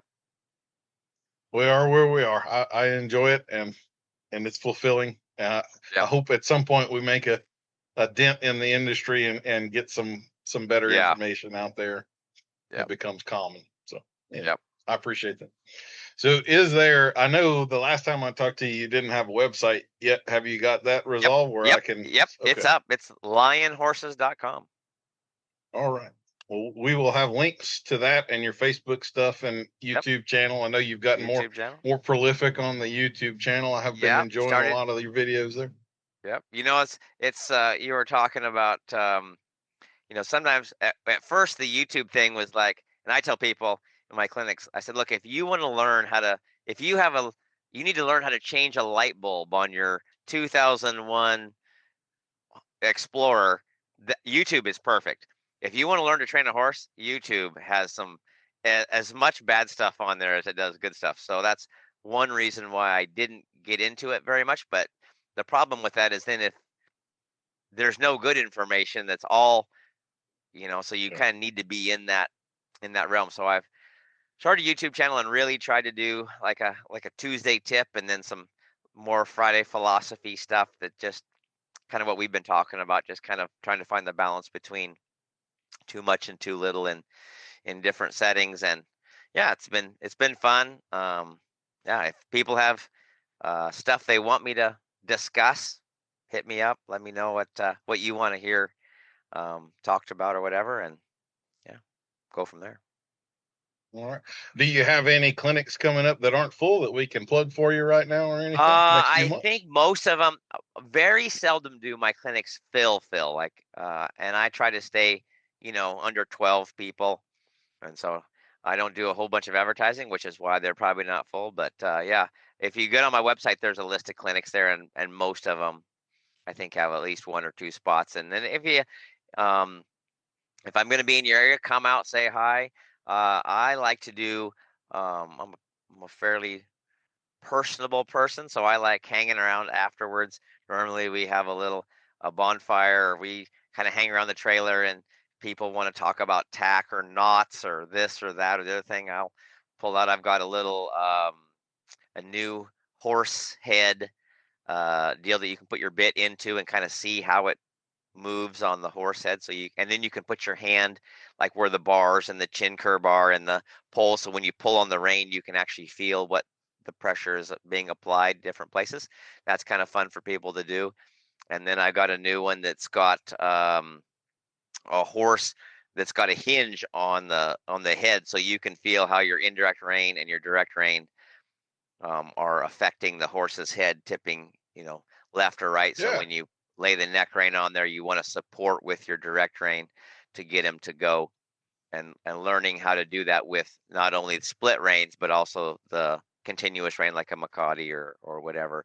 learning how to move your hand so that you're not tipping the horse's nose the wrong direction. So I'll put that out there and then have people practice. And I normally will do it first, like with the Makati rein, and then they go, oh yeah, and then they try it, and it's like not as easy as it looks, is it? And so they have to practice a little bit with it, and it's nice because you don't have to pull on a live horse's head and get him all bracy. You can use that, and it doesn't lie. Like it's just a hinge there, and when you pick up on the neck rein and then don't help him with the supporting rein, his nose is going to go the opposite direction. So it's kind of fun. It helps people to practice it without having to be on a horse. They can come over in the evening and like grab a drink or something and have a good time. So play with some horse stuff. Yeah.